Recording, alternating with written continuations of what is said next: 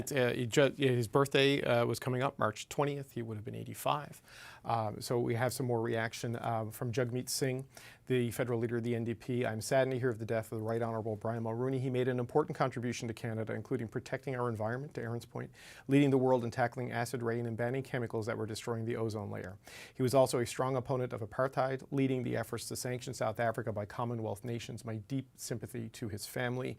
And our colleague Megan Fitzpatrick has sent along a statement from Ontario Premier Doug Ford.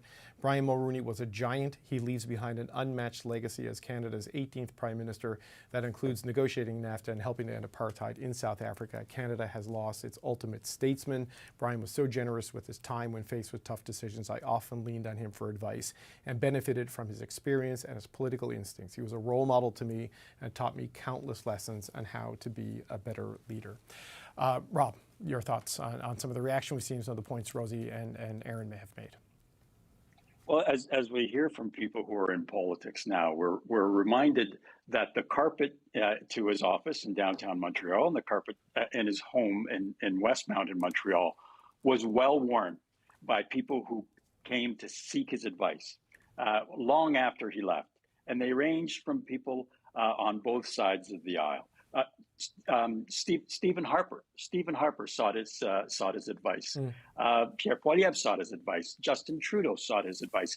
Everybody wanted to go and find out what was on Brian's mind. What could they learn from him? What could they tell him? Would he give them their blessing?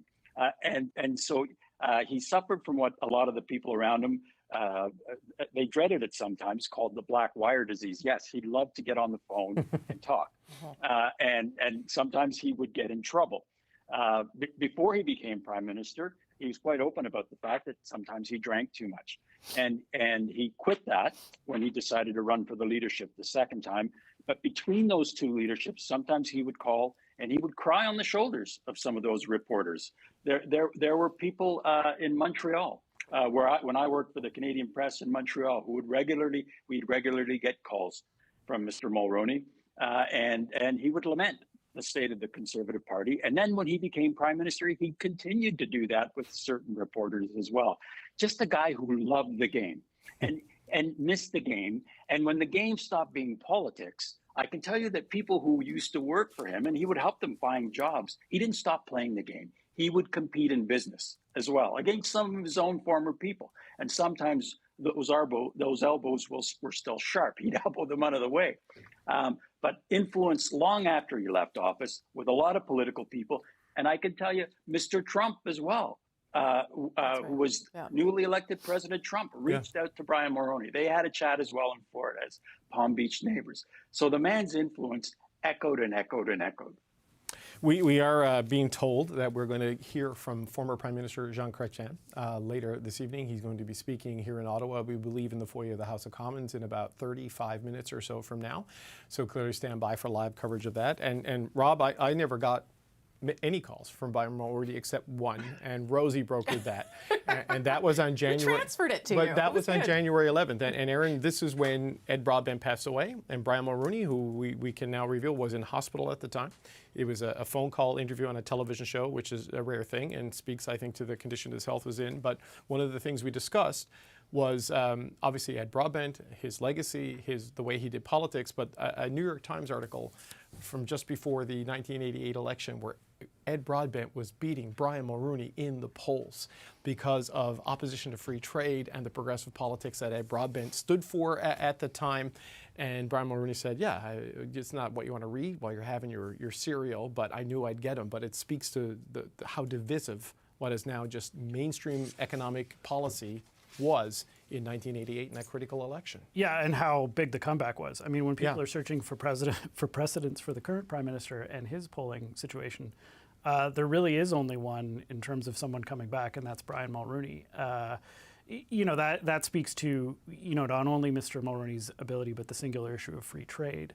I think, though, that the fact that he was so willing to speak to people and that people were so willing to seek him out really speaks to a sort of like cross-partisan appeal that Brian Mulroney had. I don't know how many Conservative prime ministers Justin Trudeau would have ever invited into the PMO to help him prepare on NAFTA, but Brian Mulroney was one of them. Just to interrupt you there for 1 second, Aaron, we do have reaction from Prime Minister Justin Trudeau. He's put a statement on his Twitter feed. Brian Mulroney loved Canada. I'm devastated to learn of his passing. He never stopped working for Canadians, and he always sought to make this country an even better place to call home. I'll never forget the insights he shared with me over the years. He was generous, tireless, and incredibly passionate. As we mourn his passing and keep his family and friends in our thoughts, let us also acknowledge and celebrate Mr. Mulroney's role in building the modern, dynamic, and prosperous country we all know today. So warm words there from Justin Trudeau and Brian Mulroney, Aaron, and speaks to the point that he sought his counsel. He reached out to him. He relied on him. Whatever the partisan disagreements, the patriotic alignment was there. Yeah, I have no doubt that Mr. Mulroney appreciated having people like the Prime Minister seek out his counsel. But I do think it does speak to, another thing that gets said about Brian Mulroney a lot, even amongst Prime Ministers, is the relationship between a Prime Minister and his parliamentary caucus is not always easy.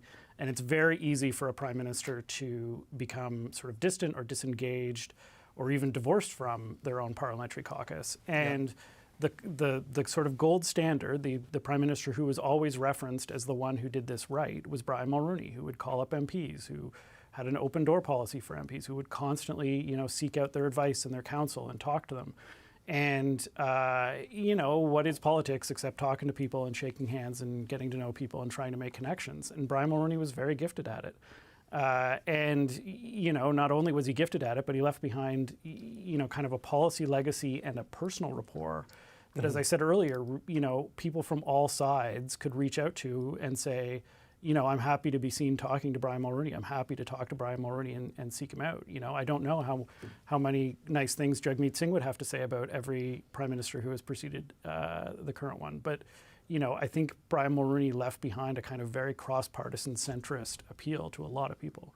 We have reaction from François Legault, the Premier of Quebec. He says, Brian Mulroney, the little guy from Baie-Comeau. As Prime Minister of Canada, he was a visionary with his Canada-U.S. Free Trade Agreement. He stood tall in opposing the apartheid regime in South Africa. He knew how to fight against acid rain, one of the great environmental challenges at the time. He was also a true ambassador who promoted Quebec and Canada throughout the world. My thoughts are with his family and loved ones. My apologies for looking down and reading off my laptop, folks, but as one of the things that happens, Rosie, as we know, on days like this, when a significant historical figure like Brian Mulroney passes away, your thoughts on what Prime Minister Justin Trudeau had to say on the passing of former Conservative Prime Minister Brian Mulroney? I think Justin Trudeau probably understood a lot of what Brian Mulroney went through, given his own father and his own upbringing. I know that he certainly understood what Brian Mulroney's 4 children, Carolyn, Ben, Mark, and Nicholas, lived through, and is probably thinking of that as well tonight. It's a very small club of people that understand these very public lives. But as Aaron said, I think that Justin Trudeau sought him out, and rightly sought him out on some big issues. It is true, as Rob said, that he had some sort of, at one point, I'm not sure that it was enduring, but some sort of relationship with Donald Trump at one point, because they were sort of neighborly. And so he sort of understood a little bit how he operated and some of the people around him. And that in turn became very important information for Justin Trudeau as they set up how they were going to approach him. Just to go back to the Quebec issue, because I do think it is supremely important that we highlight that he was, perhaps first and foremost a Quebecer, that was what shaped him.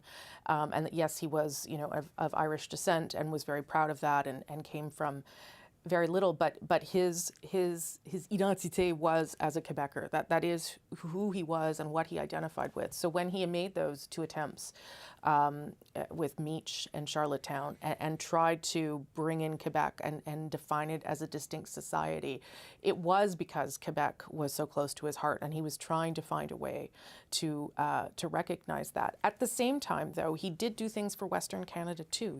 He did outreach with resources and other things. And so it's not like he was choosing Quebec over the rest of the country. And I think that that's pretty important as well, because don't think all prime ministers are successful in having support across the country, and he did. In fact, he started, remember his career as an MP, he was actually elected, I think, in a by-election in Central Nova, and was sort of mocked at the time by Pierre Trudeau for landing. It was what we would call a parachute candidate, for getting into the House that way, even though he was a Quebecer and was fundamentally a Quebecer. But I think that yes, all these sort of things sort of fell from his decision, the Bloc Québécois, the Reform Party, as you said, the referendum. But it was because he was so, I think you wouldn't mind me saying, hell-bent on getting Quebec the recognition that he believed that it deserved. Bringing it into the Constitution. And bringing it in, but at the same time defining it as a special place, because I think it was a special place to him. Okay, we are reaching out for reaction. I want to bring in a special guest, John Manley, former Deputy Prime Minister of Canada in a Liberal government. But this is a day for people of all political stripes to reflect on the legacy and passing of former Prime Minister Brian Mulroney. Mr. Manley, thank you for answering our call on such short notice. Yes. What are your thoughts on a day like this, sir? Well, it's the passing of an enormous personality from our political scene in Canada. In fact, broader than that, because his legacy was that he was one of those prime ministers that mattered in the world. He mattered to U.S. presidents. I think he's the only Canadian to ever give a eulogy at not one but two presidential funerals, those of Ronald Reagan and George H.W. Bush, as well as George Bush's widow, Barbara Bush. That just says a lot about how much influence he really was able to bring to the international scene. In the statements and the immediate reflections we're seeing from people, Mr. Manley, political enemies, political foes, political supporters, there's acid rain, there's apartheid, there's free trade. You know, equality and equal rights, defending the environment, and economic expansion. These are three pillars of his legacy that are there, and three fundamental issues that we're still dealing with as a country and as a planet today. Well, that's right. Let's face it, he bet his government on the Canada-U.S. Free Trade Agreement. And it's hard to remember now because people more or less are aligned, no matter what their partisan colors, around the benefits to Canada being part of trade agreements. But in 1988, it was not a given at all. And that could have gone either way. And he brought it about. That's a big thing. The bringing in the GST was a big thing.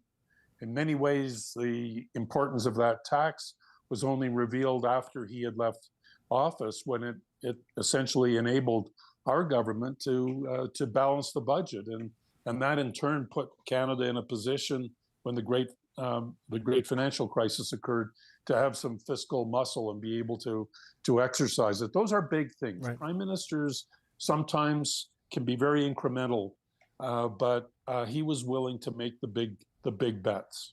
You were elected in that great free trade election in Ottawa South in 1988, and I would suggest your views on free trade maybe evolved over the years from the position your party ran on in that election. Yeah, I'm happy to say that if you go back and read the record, you'll see that I was sometimes critical of the agreement, but never of the principle. So I tried to walk that line, and as the party evolved. Before the 1993 election, you'll remember it was the Liberal government that actually finally approved the NAFTA agreement and also the WTO agreement. So at some point, we're all free traders. But you know, the more important thing that I would like to comment on is that Brian, not a political enemy. I don't think I have many political enemies. Mm-hmm. Political opponent, yes. But he was invariably gracious to me. I can remember being in more than one audience when he was giving speeches, when he would single me out just to say that I was there. I remember when Boris Yeltsin addressed the House of Commons, Prime Minister Mulroney took him by the elbow and took him across the floor and introduced him to me. gracious things that, so much of what we see now in political discourse is anger and finger pointing and ad hominem attacks. He rose above those and showed himself to be, yes, a political animal, but fundamentally a gracious and kind human being. No, we did show some clips earlier, though, Mr. Manley, of the debate in 1988. You sold us out, and you do not have a monopoly on patriotism. There were pointed, sharp attacks, but perhaps not with the intensity and the fever we see today. And you said at some point we're all free traders.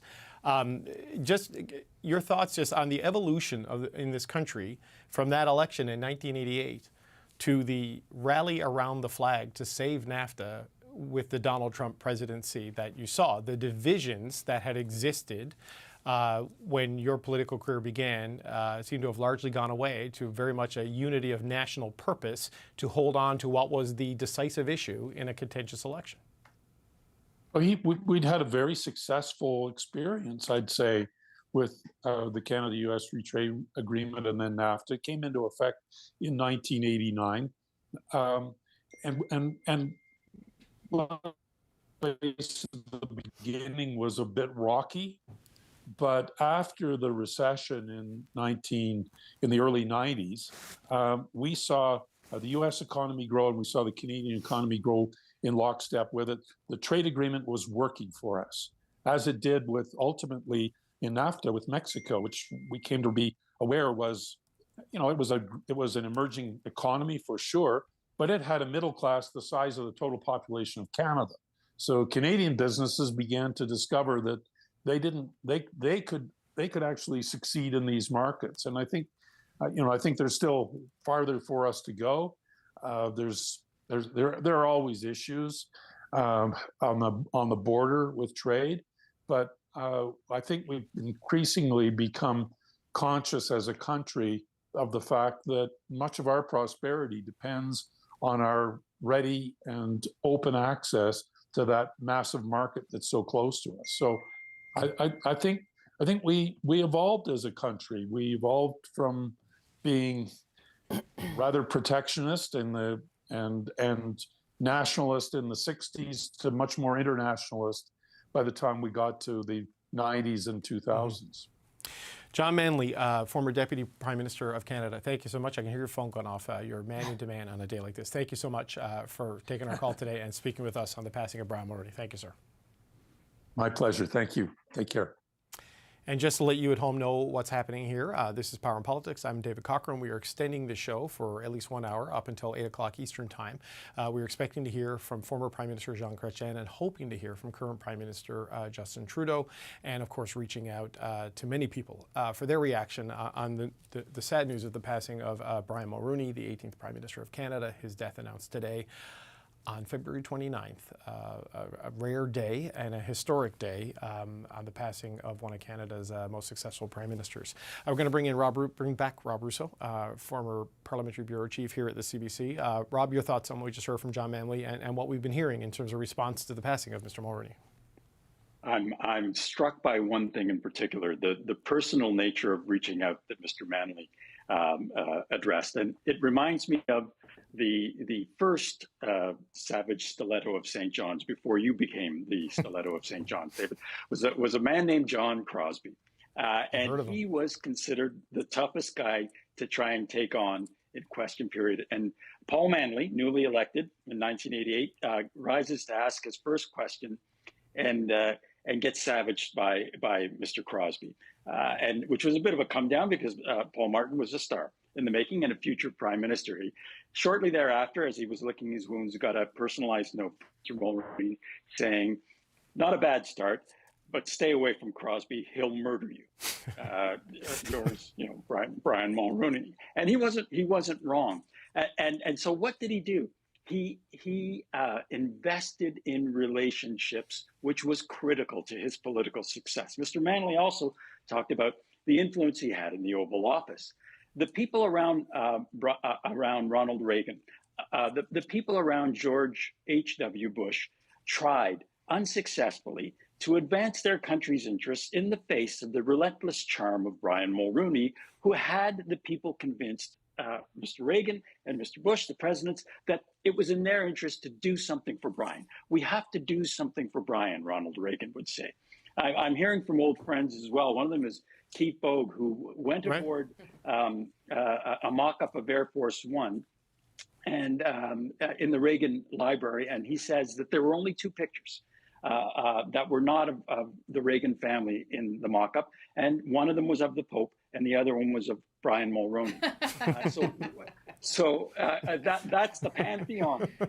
But there is something also tragic about that, in that some of the investments he made in relationships, those intense relationships, were Shakespearean in the way they turn. And I'm thinking of Lucien Bouchard, his best friend, his school chum, the man who I believe is godfather to Caroline Mulroney. In the end, Mr. Bouchard turned on him and created the Bloc Québécois, sunk his party in Quebec, sunk his party across the country. And we can only imagine the wound that left, because he did invest in these kinds of relationships with people across the aisle, across the border, everywhere. Yeah, you mentioned John Crosbie. He was my MP, and I remember watching Brian Mulroney give his eulogy. And as John Manley talked about, you know, he's so good at this. Like Aaron, like his oratory skills were remarkable, but on moments like sad ones like today, he was the guy a lot of people turn to, like Ronald Reagan, George W. Bush. He did it for Joey Smallwood, the last living father of Confederation, when Joey Smallwood passed away, and was his funeral service was held in the Basilica of St. John the Baptist in St. John's. Like, he was so good at this because of that personal connection that people have been talking about, his ability to connect to the moment. Yeah, it's a pretty rare political skill, really. I mean, you think of our, even just of our prime ministers, not all of them have been the friendliest people. You know, some of them have been very talented politicians, some of them have been very successful, but not all of them were charmers necessarily. And I think that was part of what may end up lasting for Brian Mulroney. I think the other, you know, look, the PC party never really recovered from that defeat in 1993. Brian Mulroney was hounded out of office with record low popularity. He ended up having to, you know, come back to Parliament Hill to deal with the Karl-Heinz Schreiber affair. His record, you know, wasn't just driven, his popularity wasn't driven just low by his policy choices, but by ethical scandals in the government. But his bet, I think, was, I'm going to be remembered for the big things I tried to do and that I pulled off. You know, some of those big things did not work out, quite famously. But I think his bet was, these are the big things that are going to work, and that, you know, at moments like this, when people are on CBC trying to figure out what my legacy was, they'll look at those big things. I think, to a certain extent, I wonder whether there was a certain kinship between Mr. Mulroney and our current Prime Minister, because they both kind of have that love of that interest in being known for trying to do big things. Swing for the fences type agendas. Yeah, and that, you know, time will reflect well on them. But I think that was a big part of Brian Mulroney's look at his own legacy and what he was trying to achieve with his time in office. I was going to say, if you've managed to read his book, and I say that because it's extremely thick, so I recognize that not everyone will have read it. You can tell too that he that's what he was motivated by. Yes, public service and the good of the country, but also by what he was going to leave behind. And so I'll just bring up again, because I was just reminding myself of some of the moments around South Africa, which was important because at the time, so it was 85, and Brian Mulroney, as a member of the Commonwealth, was pushing for sanctions against South Africa to try and serve notice that apartheid was not acceptable to countries. And he did that, you know, as we're talking about the friends he had, the friends that he also had to sometimes disagree with, he did that even though Margaret Thatcher disagreed with him, Ronald Reagan disagreed with him, and he pushed forward on that then at the United Nations in spite of all of that. And that allowed him to say he was on the right side of history. More than that, it got him a friendship with Nelson Mandela that started the moment Mandela left prison and then eventually came to Canada. So, you know, those are the kinds of things that he would reflect on as huge turning points for him personally, but it also, in some ways, put Canada on the map, I think, in a different way than it had before. Instead of being a soft power, a middle power, someone who is just sort of watching things unfold. Yeah, I think that moment in particular sort of demonstrated that you could take opposing views to the United Kingdom and to the U.S. and still make the right decision and still come out on the right side of things, because eventually everyone would get there. I just want to say one thing too about his family, because I do know that this past year he and his wife, Mila Mulroney, who they married in 1973 when she was 19. I hope she won't mind me saying that. And I know that this past summer they did manage to celebrate their 50th wedding anniversary. So he had also a profound love of his family, of his children, his 4 children, his many, many grandchildren, and Mila Mulroney, who was by his side through difficult, challenging moments and exciting, glamorous ones as well. Okay, thank you, Rosie. It's our Chief Political Sports Correspondent, Rosemary Barton. We're going to stay on this breaking story because we learned this hour that the Right Honourable Brian Mulroney has died. Mulroney served as the 18th Prime Minister of Canada. He was 84 years old. His daughter, Caroline Mulroney, shared the news on X, formerly Twitter. She wrote, "On behalf of my mother and our family, it is with great sadness we announce the passing of my father, the Right Honourable Brian Mulroney, Canada's 18th Prime Minister. He died peacefully, surrounded by family." We're also getting other reaction from across Canada. Justin Trudeau says this: "Brian Mulroney loved Canada. I'm devastated to learn of his passing. He never stopped working for Canadians, and he always sought to make this country an even better place to call home. I'll never forget the insights he shared with me over the years. He was generous, tireless, and incredibly passionate. And as we mourn his passing and keep his family and friends in our thoughts, let us also acknowledge and celebrate Mr. Mulroney's role in building the modern, dynamic, and prosperous country we all know today." Okay, James Moore is going to join us now, former Conservative Cabinet Minister. James, we were speaking in a very different tone and set of topics earlier on Power and Politics on the Power Panel. What was your reaction when you heard this news? What are your thoughts on the passing of Mr. Mulroney? Of course, very sad. Prime Minister Mulroney's contributions to Canada are long and deep, and he had many contributions to the country outside of his time serving as the Prime Minister of Canada.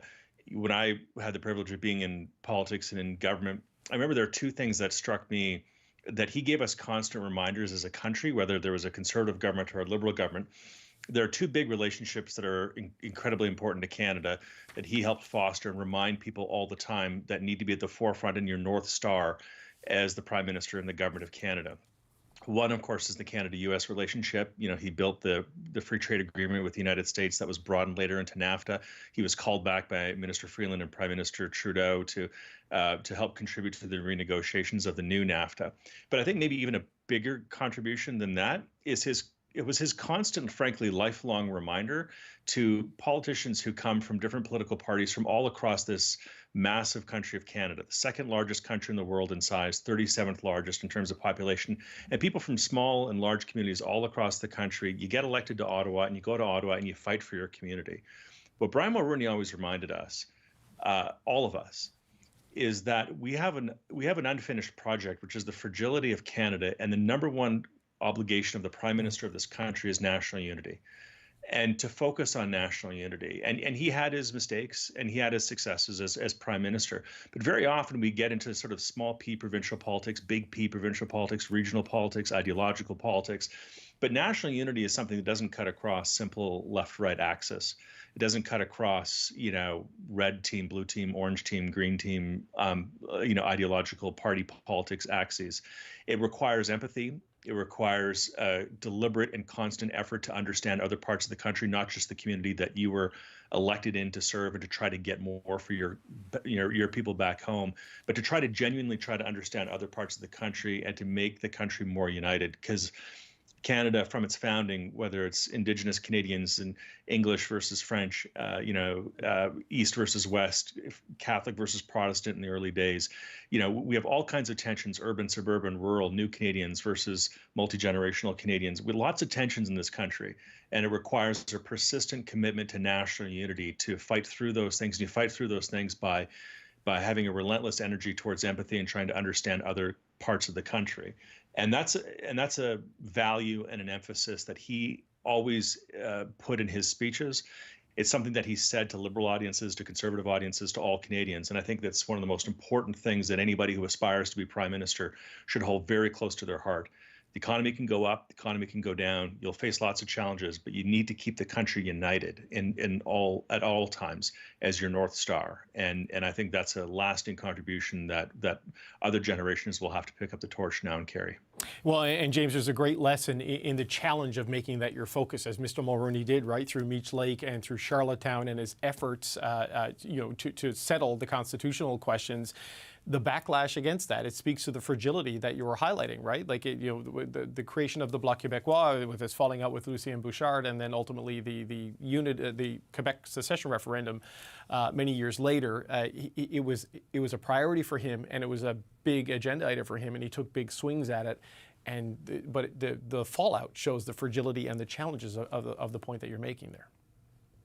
He aspired to have the legacy of Meech as almost a repair of the Je me souviens that's on the Quebec license plates now, and that was his effort, that was his worldview and pan-Canadian view. Unsuccessful with Meech, tried to go directly to Canadians and make the appeal through Charlottetown. Again, imperfect, lots of debate. We can, political science textbooks are filled with all the debates that happened then and continue through until today. But his aspiration was genuine. His aspiration was patriotic. His aspiration was based on unity. And I think he's to be commended for that. And again, lots of things can be debated about the tactics and the substance of those agreements. But he was a true, genuine Canadian patriot who grew up fighting good fights for the country, whether it was fighting against, again, apartheid in South Africa, acid rain treaty with the United States, free trade agreement, which opened up a country then of about 25 million Canadians to 300 million person U.S. market, creating jobs across Canada through world sales of Canadian goods and products. Like he had a true vision for Canada and its place in the world, and while at the same time pulling the country together united and encouraging Canadians to get to know each other better than they otherwise would. And so that's something that I'll always remember about his legacy, is the aspiration that we all focus on unity, especially those of us who are privileged to have been in office and to be in government. Well, James, the focus on unity, he answered the call when Justin Trudeau reached out to seek his help on the NAFTA renegotiations with U.S. President Donald Trump. You also answered that call as a member of the NAFTA Council. What can you tell us about the role Mr. Mulroney and his inputs and his advice might have played in that, and what interactions you might have had, and just how that worked, right? That coming together as a country across all partisan stripes to hold on to that trade agreement. Well, I mean, you'll notice on social media that was the number one thing that Deputy Prime Minister Freeland mentioned, is that his contributions to NAFTA. And that's a fundamental relationship. 1 in 4, 1 in 5 thereabouts Canadian jobs are directly related to the Canada-U.S. relationship. And when you face an existential threat of a president in the form of Donald Trump, who says he wants to abrogate NAFTA and then cuts a side deal with Mexico as a squeeze play on Canada, and again in the future, lots will be talked about in those negotiations of what went right, what went wrong. But at the end of the day, when the prime minister of the country, whether it's a liberal prime minister or a blue, and Brian Mulroney spent, decades, probably one would say, of his life fighting against the Trudeau family and fighting against their vision of what Canada should look like and all that. But when Justin Trudeau calls, he is the prime minister of the country, and you answer the call. Just by the way, John Manley answered the call when Stephen Harper called him and asked him to contribute to the Afghanistan panel. Like big Canadians who have a vision for the country, go beyond partisanship, who can put the country first. Those are very special people, and who have that lens of history and the perspective of what's needed to move forward are true statesmen. Brian Mulroney was a true statesman.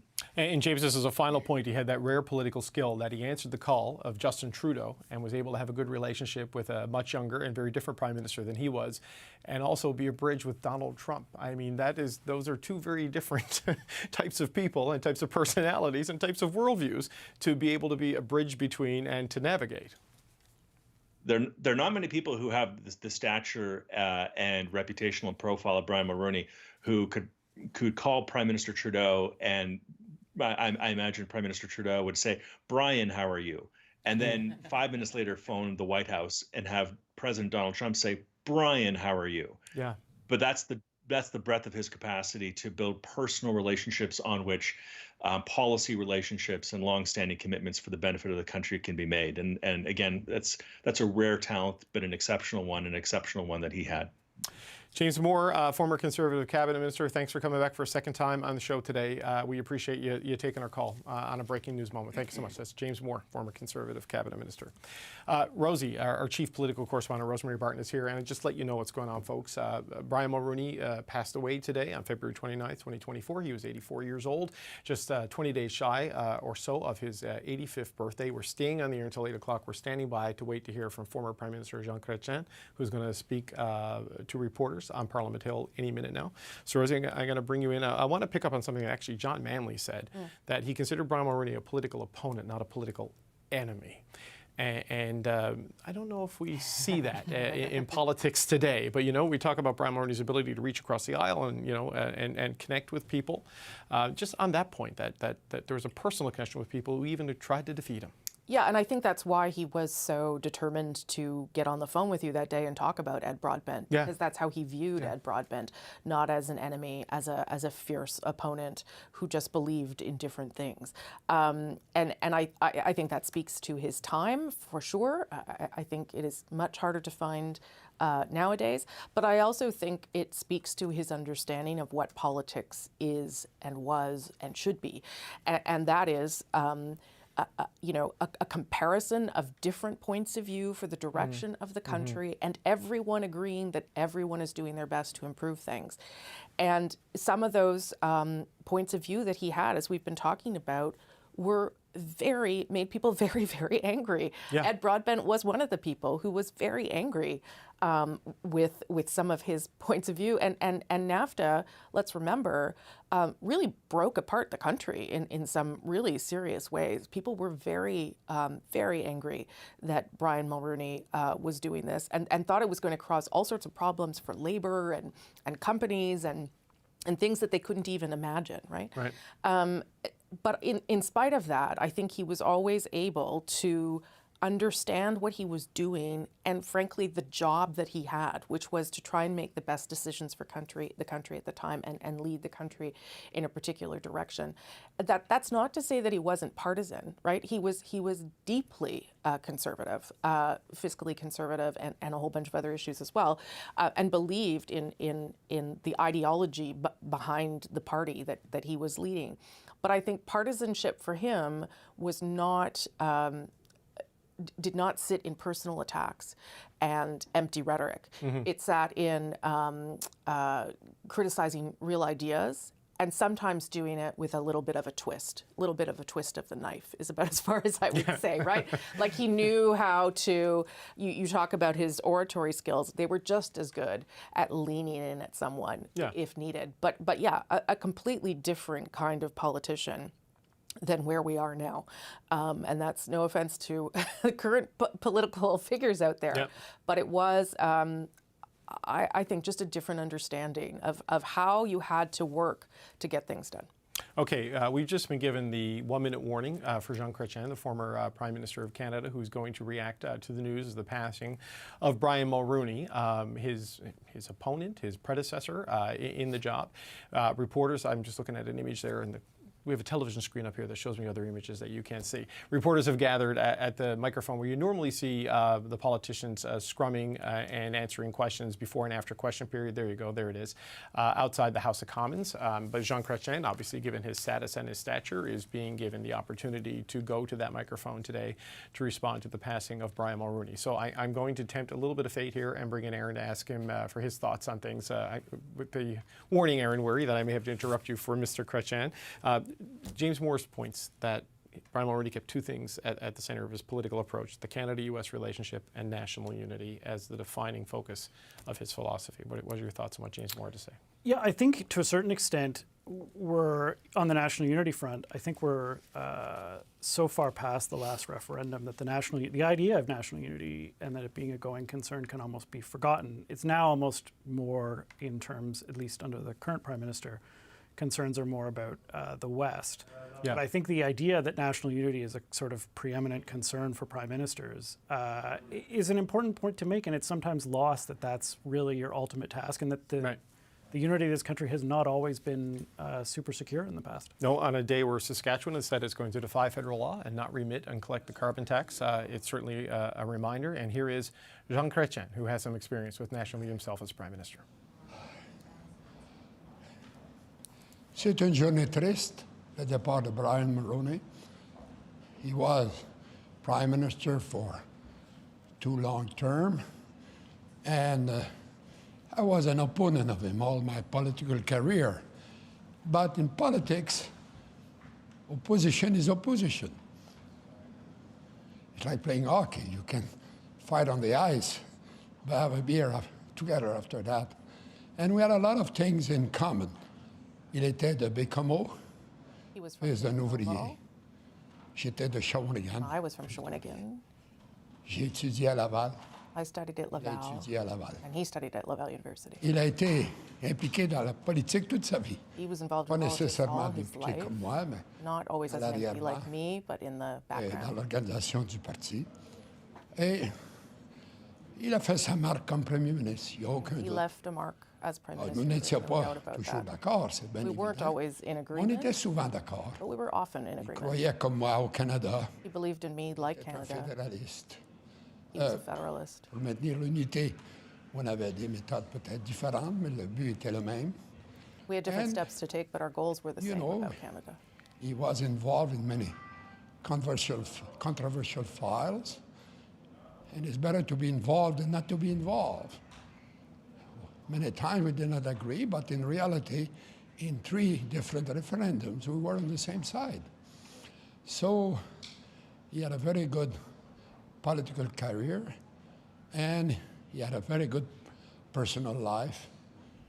You know, Mila and him had a great family, all successful kids, and he was a family man.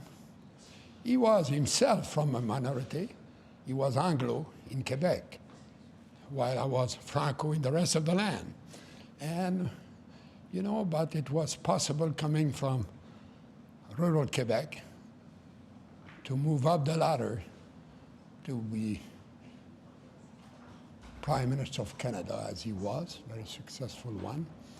And I would like to offer to him and his family my most sincere condolences, and they can be proud of their father. Quelle a été sa plus grande contribution, selon vous, durant ses 9 ans? De faire revivre le Parti conservateur, particulièrement au Québec. He helped revive n'existait the pas, party, les the Conservative conservateurs. Party. It didn't exist in Quebec before him. Je pense que la plupart de ses amis votaient And I think that libéral ou fédéral. most of his friends Union voted nationale liberal au Québec. federally. Même on en a discuté à quelques reprises. And we talked about Tout à that fait sometimes. dernièrement, durant sa maladie, In fact, we talked about that while he was sick. I called se him, devait. as I Je faisais should une have, blague que and I nous joked étions tous les deux du Québec rural that et we were que both from rural Quebec nous avons suivi la tradition familiale.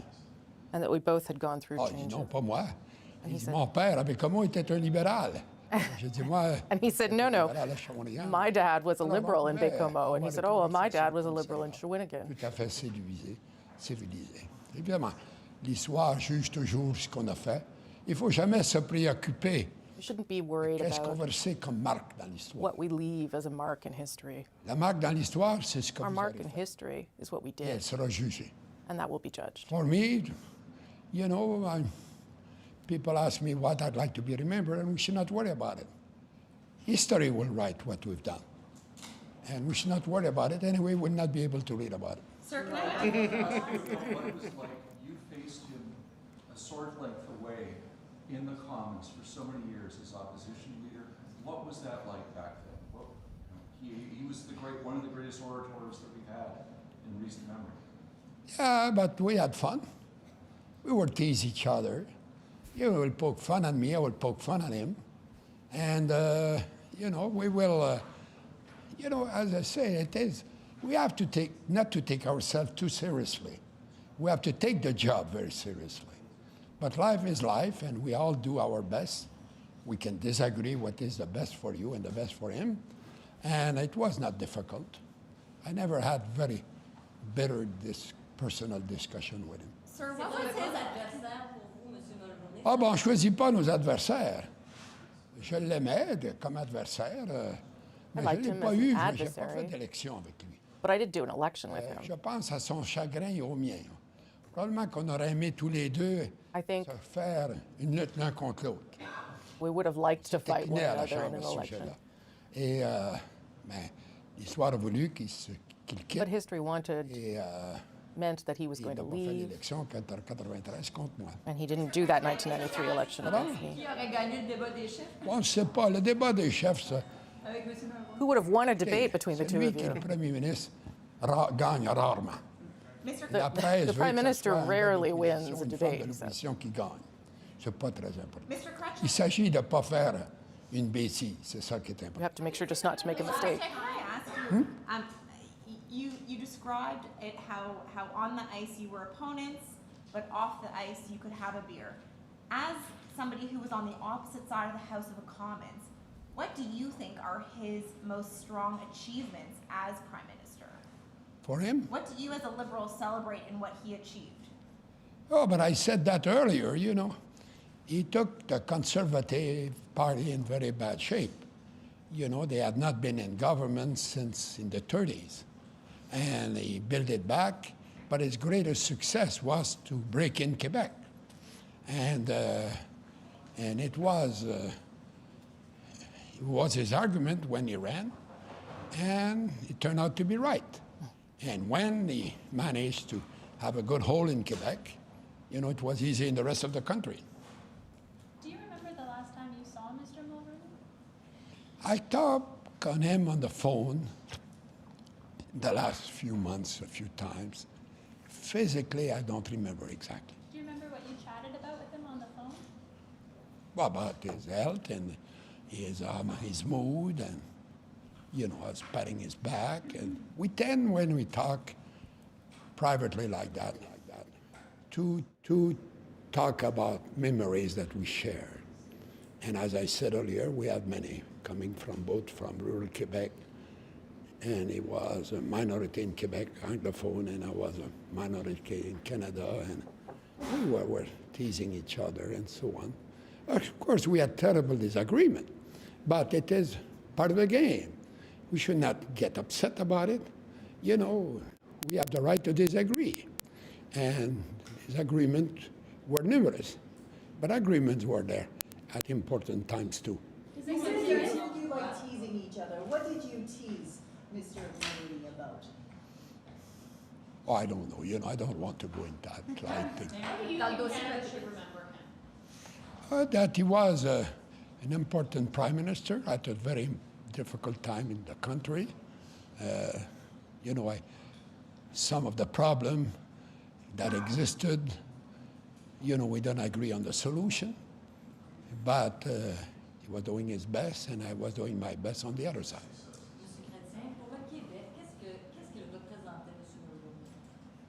Ben, il représentait les hommes d'affaires. Well, he represented a businessman. He liked to represent businessmen, and he was an Anglophone from Montreal, originally from Baie-Comeau. So he had a different image for the country. Was it apartheid? Was it environment? Was it Canada-U.S. relations? You know, in many of these files we had disagreements, and you have only to check. But he was doing what he thought was right. I had disagreement with him. It is very well documented, and that. You know, he wanted to be extremely close to the Americans, and I tended to take my distance. But you can argue ad nauseam about it. He's done his best in what he believed was the right for Canada. I must ask you too. He spent a lot, and then you spent What? about. He spent a lot as a government, and then you spent about 10 years trying to reduce the debt that came up from his government with all the. But I succeeded. What else you want? I reduced the deficit. And everybody predicted I could not do it. And it was done in 3 years and a half, and we became the example of the world. And we went back in debt with the Conservatives. We had 9 major surpluses with me there 7 years and after I left. So it's a great success for me. And it was, I don't want to go into detail of that. I'm here to pay respect to the passing of Brian Mulroney, who served the country well, and I want to offer my sincere condolence to his beautiful family. Merci beaucoup. Thank you, Nick. You were both very loyal to your team. That is former Liberal Prime Minister Jean Chrétien, a Liberal Prime Minister from Shawinigan, Quebec, reflecting on the passing of a progressive Conservative Prime Minister from Baie-Comeau, Quebec, saying that Brian Mulroney was an important Prime Minister at a difficult time for the country, saying a man who Jean Chrétien says was his political opponent for pretty much his entire political career, but said it was like hockey, that you could fight on the ice and have a beer afterwards. Saying that Brian Mulroney was involved in many controversial files, but it is better to be involved than not involved. And saying what is probably the best thing you can say on a day like this, that when a man has passed away, that his family can be proud of their father. David McLaughlin joins us now. He was Brian Mulroney's Chief of Staff for a period of time in the 1990s. David, I'm sorry for your loss on a day like this. Thank you so much for joining us. What are your thoughts on the passing of the former Prime Minister? Well, thinking about my time with him, obviously, and the things that we did together and the amazing opportunity he gave me as a young political staffer to be part of his office and to help him in a modest way on the things that he was trying to do for the country. He appointed me as Chief of Staff, and the point I was the youngest Chief of Staff ever at the time. It was for a brief period, but it was momentous for me. And that, as I say, that Brian Mulroney gave many chances to young Conservatives at the time to participate. And so I'm obviously thinking about that. But most of all, I'm thinking about what he meant for the country. I mean, this was a Prime Minister, David, who strove for big things. I mean, he wanted big things for the country. He was not a small thinker by any means. Sure, he was politically, political tactician and all that. And there's lots of controversies and lots of things that he was, he and his government had to deal with. But ultimately, big things. And I think that'll be his legacy. Free trade, the climate change and the environment. He went to the Rio Earth Summit and led the charge that helped bring the United States into the biodiversity agreement at the time. That helped create the foundation for the what has now become the Conference of the Parties, COP, and climate change action around the world, so desperately needed. And he was a big voice on the international scene. And so, one of the things I got to do with him was I did all the foreign travel with him as a sort of the senior staffer. And it was amazing that, to get that opportunity. I met prime ministers and presidents, Nelson Mandela, that we're in the Kremlin, with an event for Boris Yeltsin, and beautiful frescoes and a lovely building. And, we're in the Kremlin and we're in the receiving line. I go, I have to shake his hand on the way by, and he leans over and says in that, inevitable, that baritone of Brian Mulroney, "You've come a long way from New Brunswick, haven't you, Dave?" Right? So, this was like, it was in many ways a joy to be with him, but always conscious of here was a prime minister who was really trying to do big things. Some things didn't work out, the Constitution, but I was proud. I'm even more proud now when I think about proud to have had the chance and proud of what he tried to do. Well, to be fair, he'd come a long way from Central Nova, that by-election he won in Nova Scotia to get into the House of Commons. Absolutely. He knew of what he spoke, for sure. So David, you said he gave a lot of opportunities to young staffers, and you were a young Chief of Staff when he tapped you for that job. How did you first come to know Brian Mulroney? How did you first meet him? What can you tell us about that? Through the 1983 leadership process, and that was before there was any kind of social media or something. Fax. I'm not even certain fax machines were invented then, to be honest. But so he reached out by phone. I remember I was a delegate out of New Brunswick, and I was also head of the PC Youth, which meant I controlled, if you will, a number of delegates. So I had some, I had some get, as they say in the business. So he reached out literally 5 times to convince me to join his team. And I ended up spending an hour and a half with him in a camper van, of all things, an RV, driving from St. John to Fredericton for an event. And by the time, met him in St. John, by the time we stopped and parked in Fredericton, I had signed up. So that commitment of time and focus, like he made you feel like the most important person in the room. He got that. And so we joined, and I helped him in whatever I could, and won the leadership. And then eventually I moved to Ottawa and helped out in government. And the rest is, at least for me, anyways, is history. Maybe not for him, but it was for me. Well, but I mean, all these years later, you remember how many times he reached out to you. You remember that conversation. You remember how he convinced you and connected with you. And this is a common theme, David, in all of the conversations, is that deep personal connection. And you were there as chief of staff, sort of in some of the darker times for the government, and this is something that served him very well. His ability to reach out to people and connect with people. What did you see when you're in the office? His ability to just keep everyone together. He worked at it, to be honest, David. Like he worked the phones like crazy, because that was the vehicle, that was the device, and I would get home and literally around 9 o'clock every night the phone would ring. And the Prime Minister's office saying, "Mr. McLaughlin, yes, Prime Minister's office here. The Prime Minister would like to speak with you." Yeah, sure. Anytime. Took the call, and it would be, "So, what's going on?" And it was just like an opening thing, and he would listen. Didn't always engage in terms of well, what do you mean by that and all this. He wanted to get information. And I'm sure after he finished with me, he went on to the next person he wanted to. He worked assiduously to know what was going on, to understand and connect that up. And in the process, he always asked, "How are you? How's the family?" These kinds of things. And so in that very dark period, to say, politically for government, when you're very unpopular, unpopular government sometimes, these things happen. The caucus was extraordinarily supportive of Brian Mulroney as Prime Minister. And the reason being is that they saw that good side of him, that personal side of him. And he would reach out, call people, "How's the family? What's going on?" If there was a death in the family or sickness, and that he put stuff aside to speak with them as a human being, as a person. And so, there was no trained SEALs, caucus members, just for votes. It was very much a family thing. And for political staff, it was the same. I was on a trip with him in London. I had a very bad cough and hacking away and that. And I had to go brief him on something in a suite in the room. And so he and Mrs. Mulroney, Mila, were there, both in their house coats. And I was coughing, and she said, "Stop it, come into the bathroom." And she fed me Buckley's cough syrup, which really is as bad as it sounds. It tastes awful, but it works. Oh, yeah. It does. Yeah. It worked, right? And so, that was the kind of thing. And, you will do this. And she said, "Brian, stop it.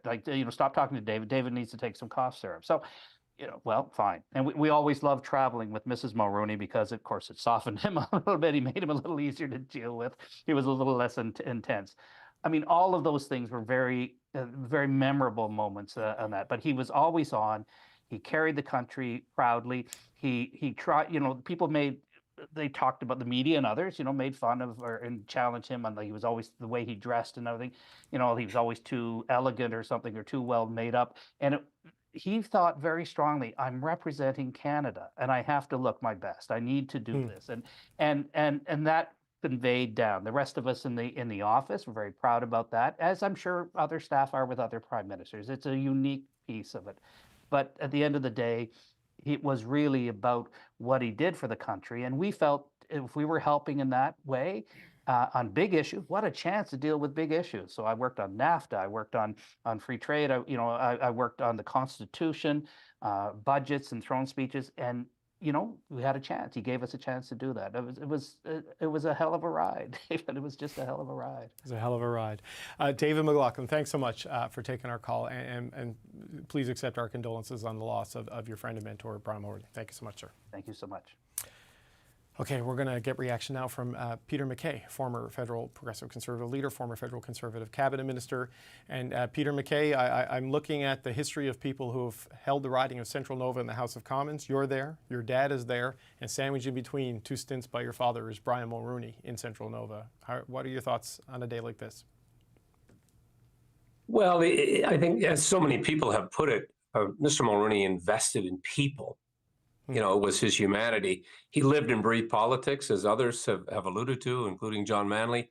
But he really invested in people and knew that was the very essence of politics. And sure, he has deep roots, connections to Nova Scotia, here in Central Nova and Pictou County, but also in Antigonish, where he spent some of his formative years at St. Francis Xavier University. He never forgot that. The Brian Mulroney Institute is a living legacy that he leaves.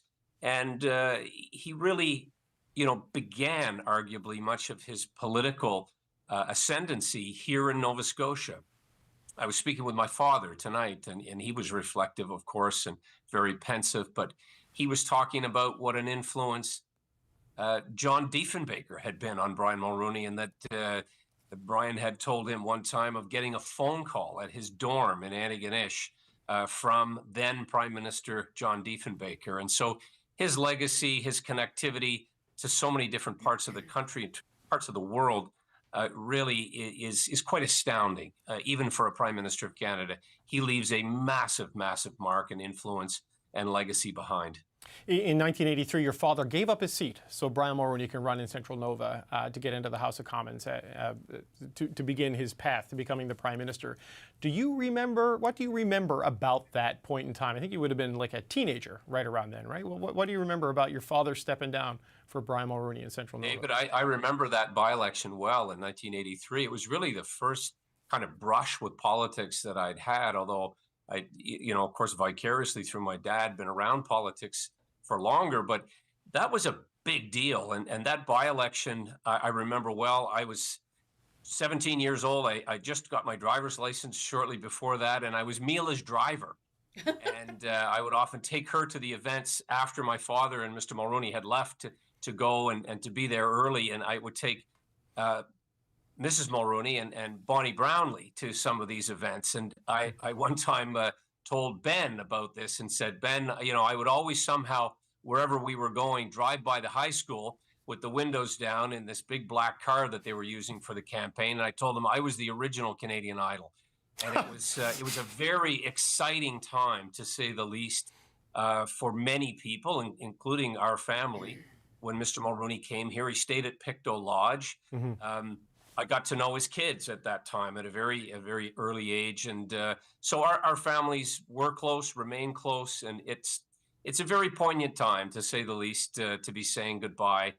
But my goodness, again, I come back to the incredible policy and leadership and demonstrative love and patriotism that Mr. Mulroney had as a Canadian. And really, that impact was felt and reverberated around the world when he was Prime Minister. Just as a final point, Peter MacKay, we've been asking people about their thoughts on the legacy Brian Mulroney left behind. They touch on free trade, they touch on apartheid, they touch on his work on acid rain and climate. How do you assess it, and from a political perspective and from a personal perspective?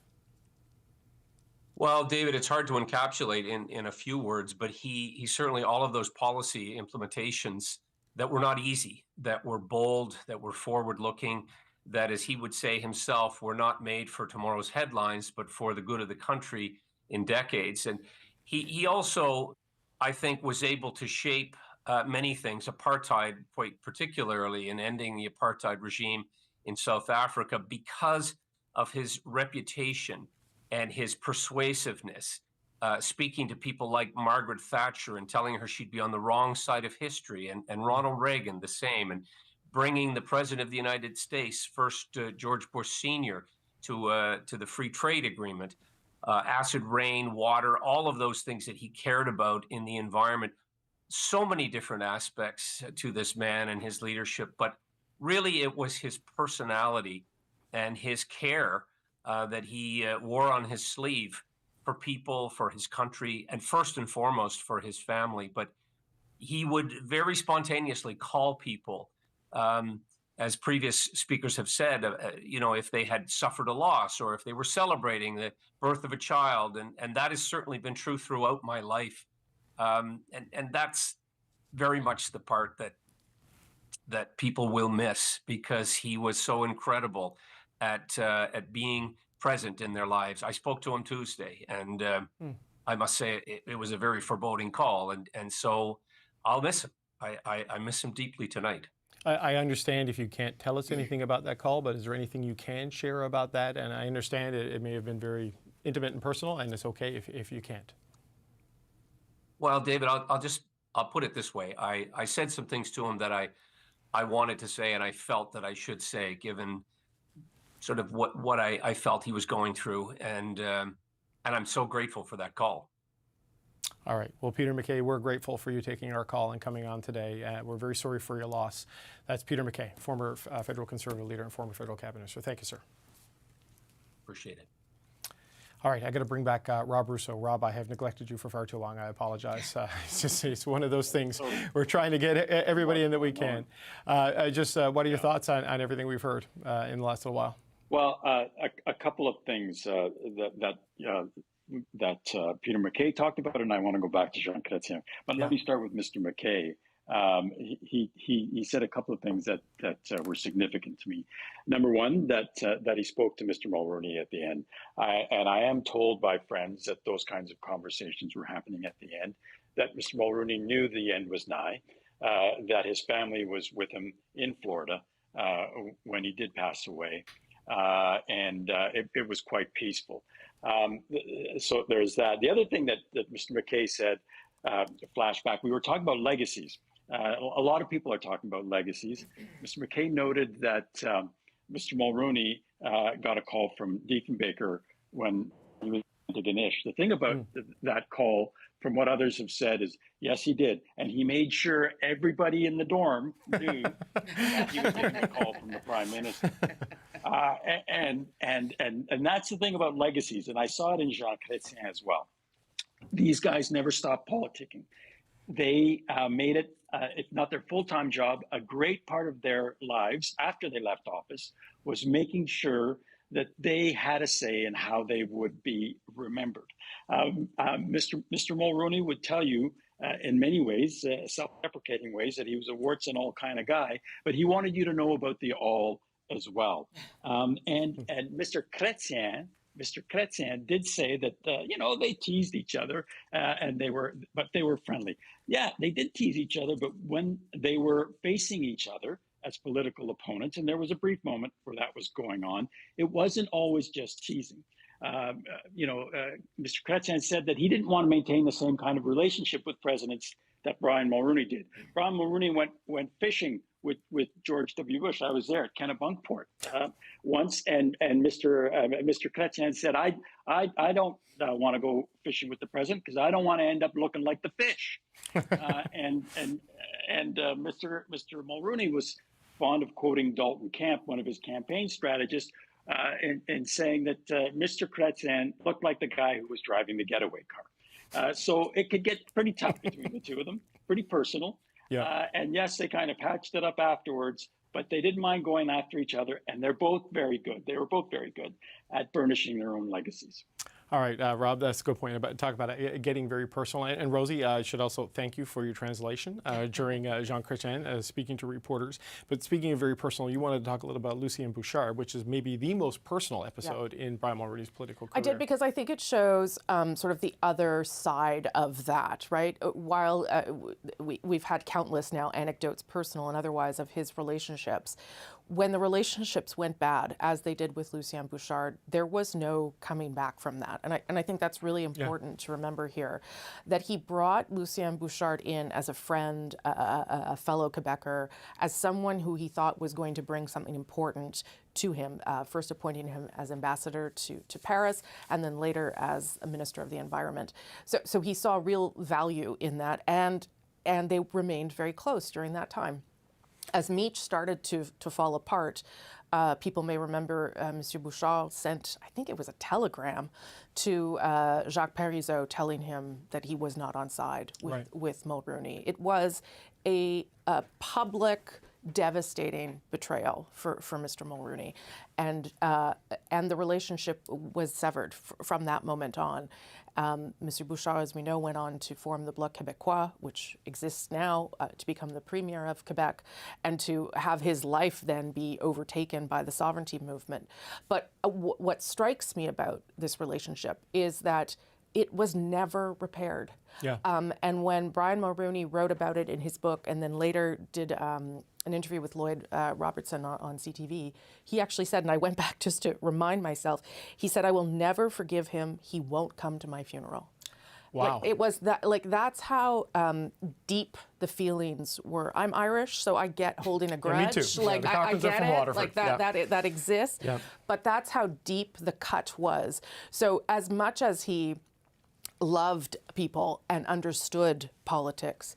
When someone betrayed him, as he believed that Lucien Bouchard had, there was no coming back. And Lucien Bouchard has spoken about it too, and never thought that they would mend fences. But to me, that was a sort of a stunning statement of what that meant to him and how he felt about that moment.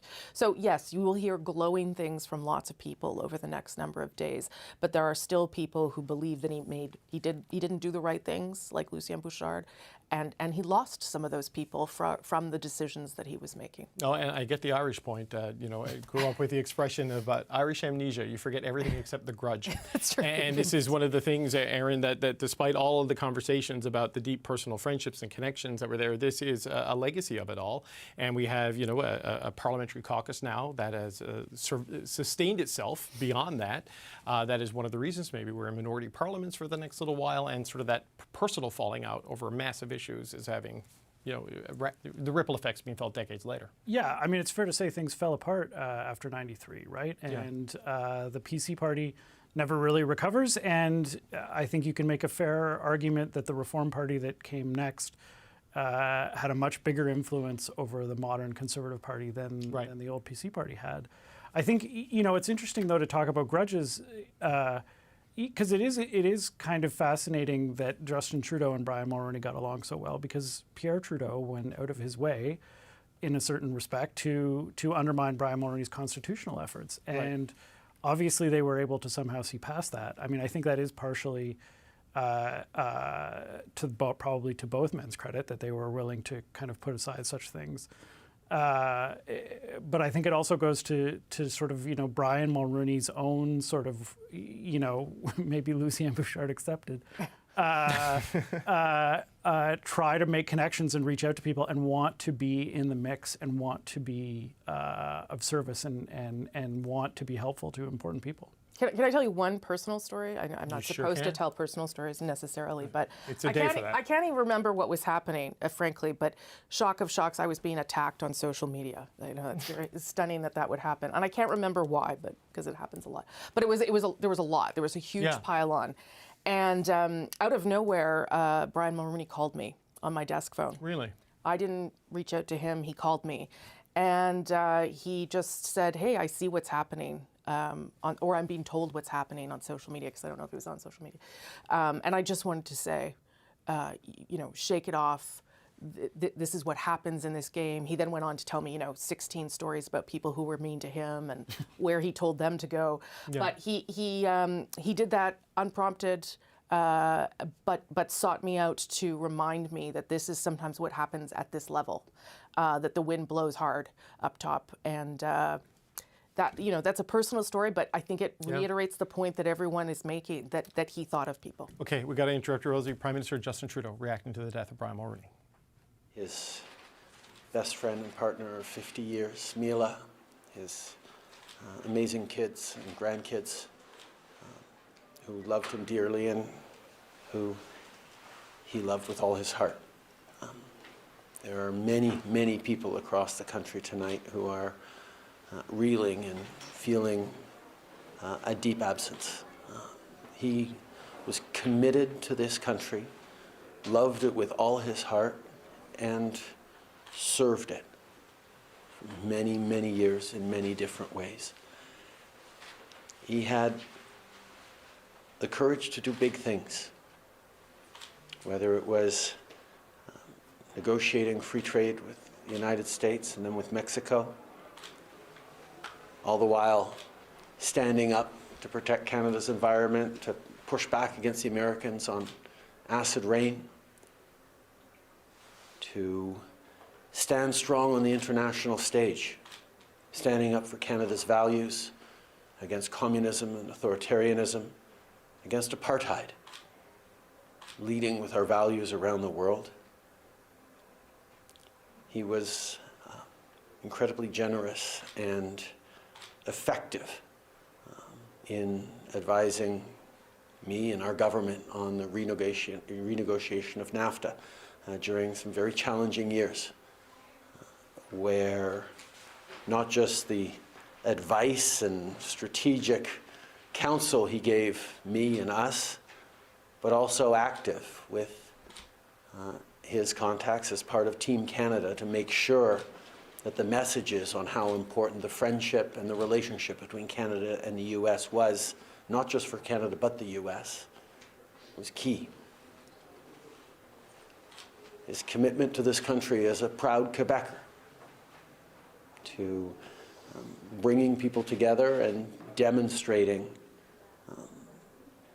the impact but also the necessity of Canada on the world stage and the pride that Canadians could take in it was something that has left its mark. He shaped our past, but he shapes our present, and he will impact our future as well. He was an extraordinary statesman, and he will be deeply, deeply missed. Mes pensées ce soir sont tout d'abord avec la famille Mulroney. My thoughts tonight are first and foremost with the Mulroney family, Mila, his partner of 50 years, his children, his grandchildren, and all of those in the country who loved him. He had a profound humanism. His connection with others, his listening skills, his interest in what was happening in the country and what was happening in the lives of the people with whom he talked was genuine and profound. He did big things for this country, whether it's with working with the Americans to sign the free trade agreement, while pushing back against the Americans on acid rain and by working for the environment, fighting for the environment. He had an important position on the international front by presenting and putting forth Canada's values while fighting against communism and authoritarian regimes and apartheid. He is a man who profoundly loved his country. He was dedicated to it. He was a true statesman. And he shaped our past and our present and will continue to shape our future. We are all saddened because we no longer have him with us. But we will let his service inspire us for many years to come. Thank you. Okay, that is current Prime Minister Justin Trudeau reacting to the death of one of his predecessors, former Progressive Conservative Prime Minister Brian Mulroney, who died today at the age of 84, 20 days shy of his 85th birthday. He offered his condolences, Prime Minister Trudeau did, to Brian Mulroney's family, his wife Mila, and their children. He said that many, many people across the country are reeling and feeling a deep absence tonight, saying that Brian Mulroney loved this country and he served it, was incredibly generous with his advice and help, in particular on the renegotiation of NAFTA, which is one of the most significant political and economic challenges the Trudeau government has faced during his time in office, at least certainly during the first term before the pandemic. Brian Mulroney was brought in to offer advice and strategic counsel and help Justin Trudeau's government navigate those challenges, and reminded him to keep the importance of the Canada-U.S. relationship at the front of everything that this government did in dealing with former U.S. President Donald Trump. And he said that, Justin Trudeau said that Brian Mulroney shaped our past, shaped our present, and will shape our future. We've had to say goodbye to our chief political correspondent, Rosemary Barton, and to my old boss, Rob Russo, but my colleague, Aaron Weary, our senior writer here for CBC.ca, and CBC News is still here. Aaron, your thoughts on what Justin Trudeau said? I thought his bit about shaping our past, shaping our present, shaping our future speaks to what we've been talking about, the legacy of the economic deals, the climate deals, and work on social justice internationally. Yeah, I mean, the Prime Minister said at one point, he did big things. And as I said earlier, I think that speaks not only to Brian Mulroney, but also to something that that probably speaks to Justin Trudeau personally, the idea of being in that office to do big things, and also the humanity of Brian Mulroney, and how involved he was and how much he reached out to other people.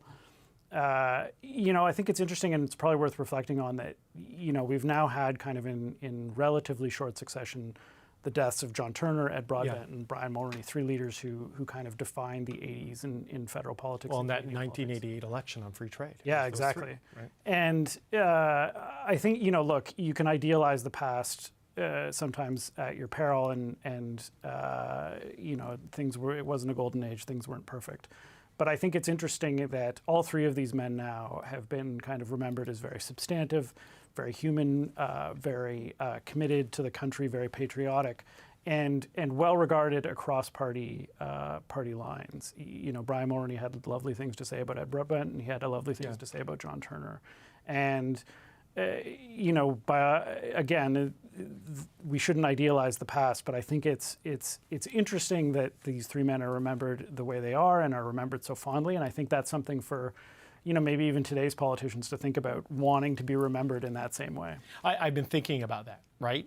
You know, Robbers are talking about, you know, the way Brian Mulroney reached out to people, even journalists and people across the aisle, and building those relationships. And John Manley saying he was my opponent, not my enemy, and Jean Chrétien saying much the same thing, because their entire political careers were in opposition to each other. But that intensity that we see now, missing from a lot of those reflections. Yeah, I think it's, you know, I think it was an anecdote Rob shared about, you know, Paul Martin asking his first question in the House and it going quite badly, and then Brian Mulroney sending a note across the aisle to kind of offer some consolation. I think that is the way things worked at times in the past. Now, look, again, as I say, we shouldn't fall into the trap of believing that if there was a golden age. But I do, you know, think there is, at moments like this, worth reflecting on some of the camaraderie and some of the spirit that these politicians brought to federal politics, and whether there are things that can be learned from and borrowed from in the present that may be missing. Yes, the ability to speak to people on opposite sides of the argument in a way that isn't always so divisive and angry would be a good thing to do.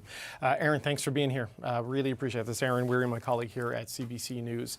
Thank you for watching this extended edition of Power and Politics on a significant day with the passing of Brian Mulroney, the 18th Prime Minister of Canada. We'll be back tomorrow with the next edition of the show, but there's lots more coverage still ahead on the passing of Brian Mulroney right here on CBC News Network, and coming up, of course, on the National. So thank you so much for watching. We'll see you tomorrow with more reaction to the passing of Brian Mulroney.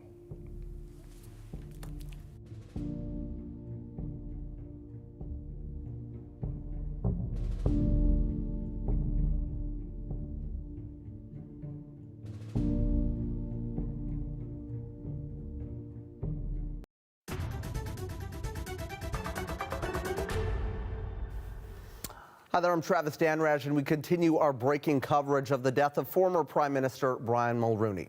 He was one of Canada's most consequential prime ministers, responsible for winning the first Conservative majority government in decades. Mulroney's legacy is also one of international diplomacy, with his strong stance against apartheid and his efforts to strengthen trade ties with the U.S. and Mexico, marking a significant chapter in Canadian history with NAFTA. Brian Mulroney was 84 years old. Former Prime Minister Jean Chrétien spoke to reporters just moments ago, as did Prime Minister Justin Trudeau.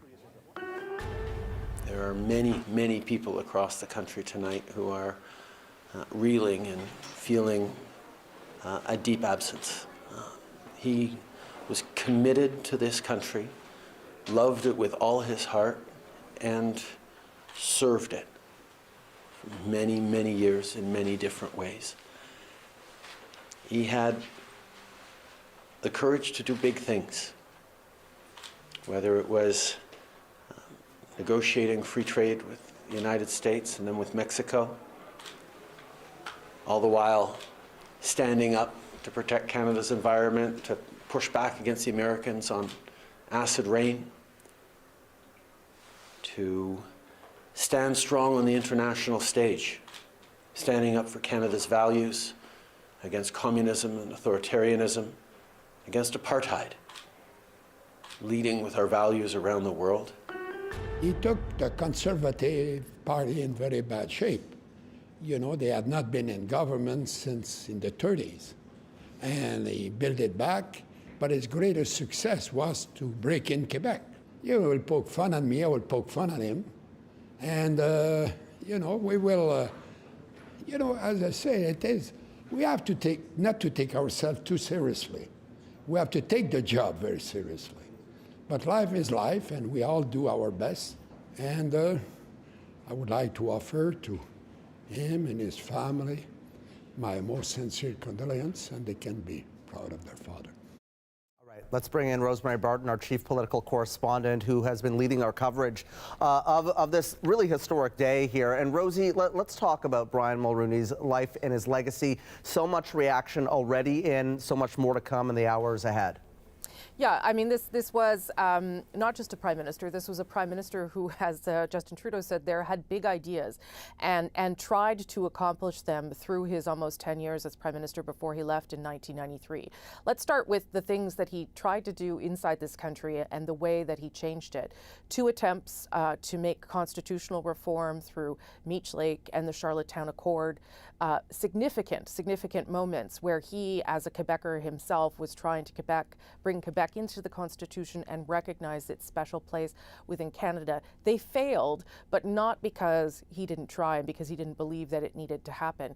He, of course, went ahead and put the GST in place, a tax that angered many people, that still to this day many people deride, but it has become a source, obviously, of important finance and revenue for the government of Canada. He went on to negotiate the first round of NAFTA at a time, Travis, when global trade and the idea that you would be trading on a hemisphere rather than just protecting your own country was frankly unheard of. That was a significant moment for him. But as you heard there as well from Justin Trudeau, it was not enough for him to try and make progress inside the country and change things for Canadians. He also felt very strongly that Canada needed to take a stance in the world. And he himself would point to what happened in South Africa as one of the greatest moments in his own personal political career, when he went against countries like the United Kingdom and the United States in order to force sanctions onto the regime in order to denounce the apartheid, which eventually led to, of course, a friendship with Nelson Mandela that no one could have predicted. So, I mean, it is one thing to say he was prime minister for almost a decade and he changed this country, but I think really to understand him, you have to look at what he was trying to do in a much larger sense for Canada's place in the world. We're looking, as you're talking, pictures of Prime Minister Mulroney. So many, huge historic moments, and particularly that relationship with the United States that he really solidified. I'm looking at a picture right now with him and President Ronald Reagan. Let's talk about that a little bit, Rosie. Yeah, I mean, that was a famously colorful relationship with Ronald Reagan when Reagan came up to Quebec City for the Shamrock Summit, and they discussed the relationship between the two of them, and it evolved into an Irish Eyes Smiling sing-out between the two of them. He didn't have fears or concerns about being close with an American president. He saw the importance of that, perhaps in a different way than Pierre Trudeau did. He saw what were the good things that could come out of that. So he not only remained close to Ronald Reagan, but also to George H. Bush, and he delivered eulogies at both of their funerals and said things about them. And I think, as people know, he had a bit of a relationship with Donald Trump, enough of a relationship with him as he became president that also became useful to this country as we renegotiated NAFTA a second time around under Justin Trudeau. I think what you will hear, though, throughout the night as you talk to different people, Travis, is his personal connection to people, which is, I think, probably the most remarkable part of who he was as a politician and as a man. He was charming, he was funny, he was brash, he was stubborn, but mostly he wanted to keep those personal relationships with people. So he would reach out to reporters, to MPs, to family members who were going through troubled times, and he would remember things about them. That allowed him to, yes, take good care of his caucus and remain in his spot as leader until he wanted to leave in 1993. But it also meant that he forged lifelong friendships that we are hearing about even to this day, that those were the things that mattered to him, those friendships, and how deeply he cared about people. And on that point, we've seen a lot of Canadian reaction as this news has just broken in the last few hours. But what do you think the international reaction is going to be? You know, I mean, I think lots of people will remember him for his contributions to the world. The Acid Rain Treaty that you heard Justin Trudeau talk about there, again, it was one of those moments that was ahead of its time.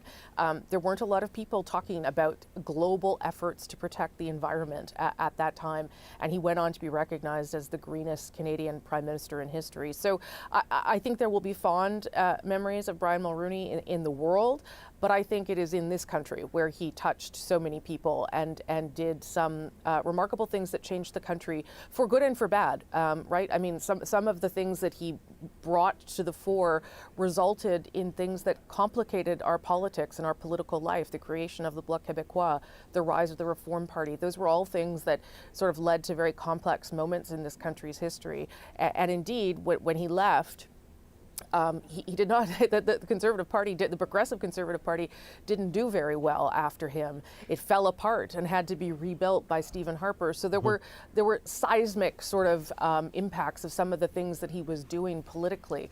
But I think it's important to remember that he was doing those things because he really believed that it was the right direction for the country, and that's what drove him as a person.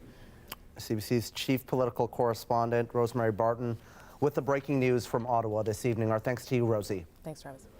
All right, let's turn now to the Premier of Alberta. Danielle Smith joins us over the phone. Premier, thank you so much for joining us. You know, what was your reaction when you heard about the death of Brian Mulroney? Oh, deeply saddened. I entered politics at a time when he was our Prime Minister. I was the campus club president at the University of Calgary, and we'd spent lots of time around the dinner table talking about some of the things that he did for Alberta. I don't think it's been mentioned so far, but what I'll remember him for, my dad always made sure I remembered, was that he ended the National Energy Program, which was such a devastating policy for Alberta. He brought interest rates down. I mean, we were in an era where interest rates on mortgages were approaching 20%. And he managed to wrestle inflation, bring interest rates down, and began the path of trying to get the budget under control. I think, unfortunately, in Alberta, as Rosemary was mentioning, there was a little tension because of the GST, because I think as well of the deal that everybody felt should have gone to Winnipeg, but it went to Bombardier in Quebec instead, and it ended up creating some alienation after both Meech Lake and Charlottetown Accord failed, and he was unable to secure more provincial rights. But I remember him very fondly for putting us on a pathway, especially with the free trade agreement that has been so very good for our province. I think he's going to be deeply missed, and I think well honored for the contributions he made. I wonder how you would describe, Premier, Brian Mulroney's brand of conservatism. You know, it's a funny thing. I was talking about him today, actually, with and Jean Chrétien as well.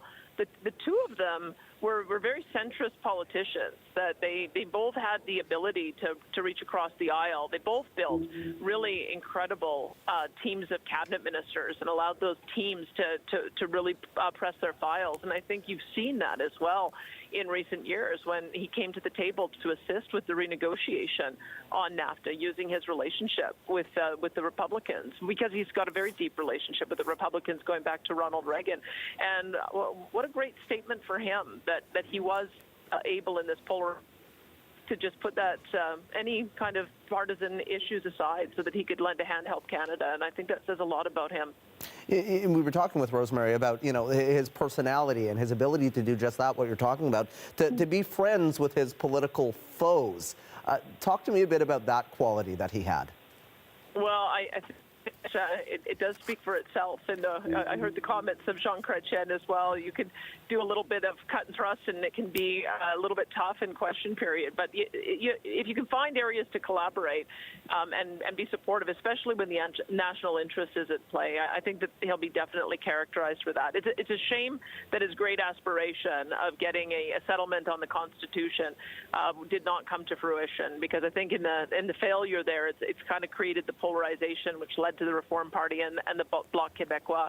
But boy, did he ever try. And one of the things I remember about it, opportunities to talk with him is just how personable he was. And I remember just hearing that was what he would do, that he would reach out to people, he would chat, he would be very gracious and friendly with whoever happened to be on the other end of the line. And I think that served him well, and it brought to him a lot of loyalty among his caucus and those who knew him. And I think it's an admirable quality in a prime minister that he had so much time for people. We always talk about legacy when someone dies. What do you think the 18th prime minister's legacy will be? Well, I look back at he really tried to make sure that the country could work. I think he understood the very deep differences between Alberta and Quebec in particular, and he tried to heal that divide.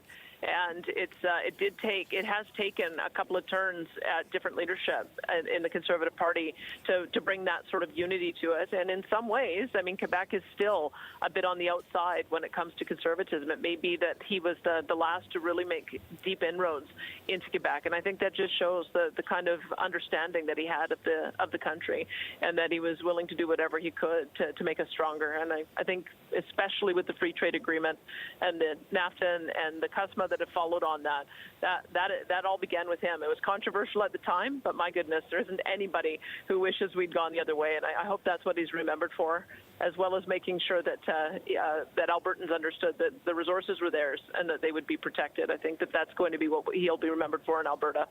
Premier, I know you're on the road. Appreciate you taking the time and sharing your memories and your insight with us. That is Alberta Premier Danielle Smith. Well, Bob Ray joins us now. He is the permanent representative for Canada to the United Nations, and he joins us from New York this evening, I believe. Mr. Ray, you know, I want to talk to you about Brian Mulroney on the international stage and what he did for Canada's place in the world.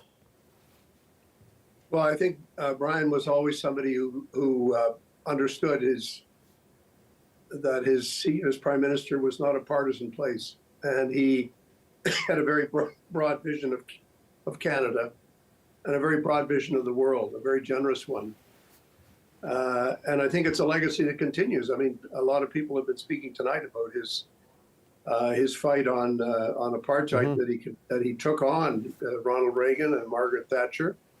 And with Stephen Lewis at the United Nations, they mounted a continuing campaign to free Nelson Mandela and to build a better place for the world. He had a very deep commitment to that vision of Canada.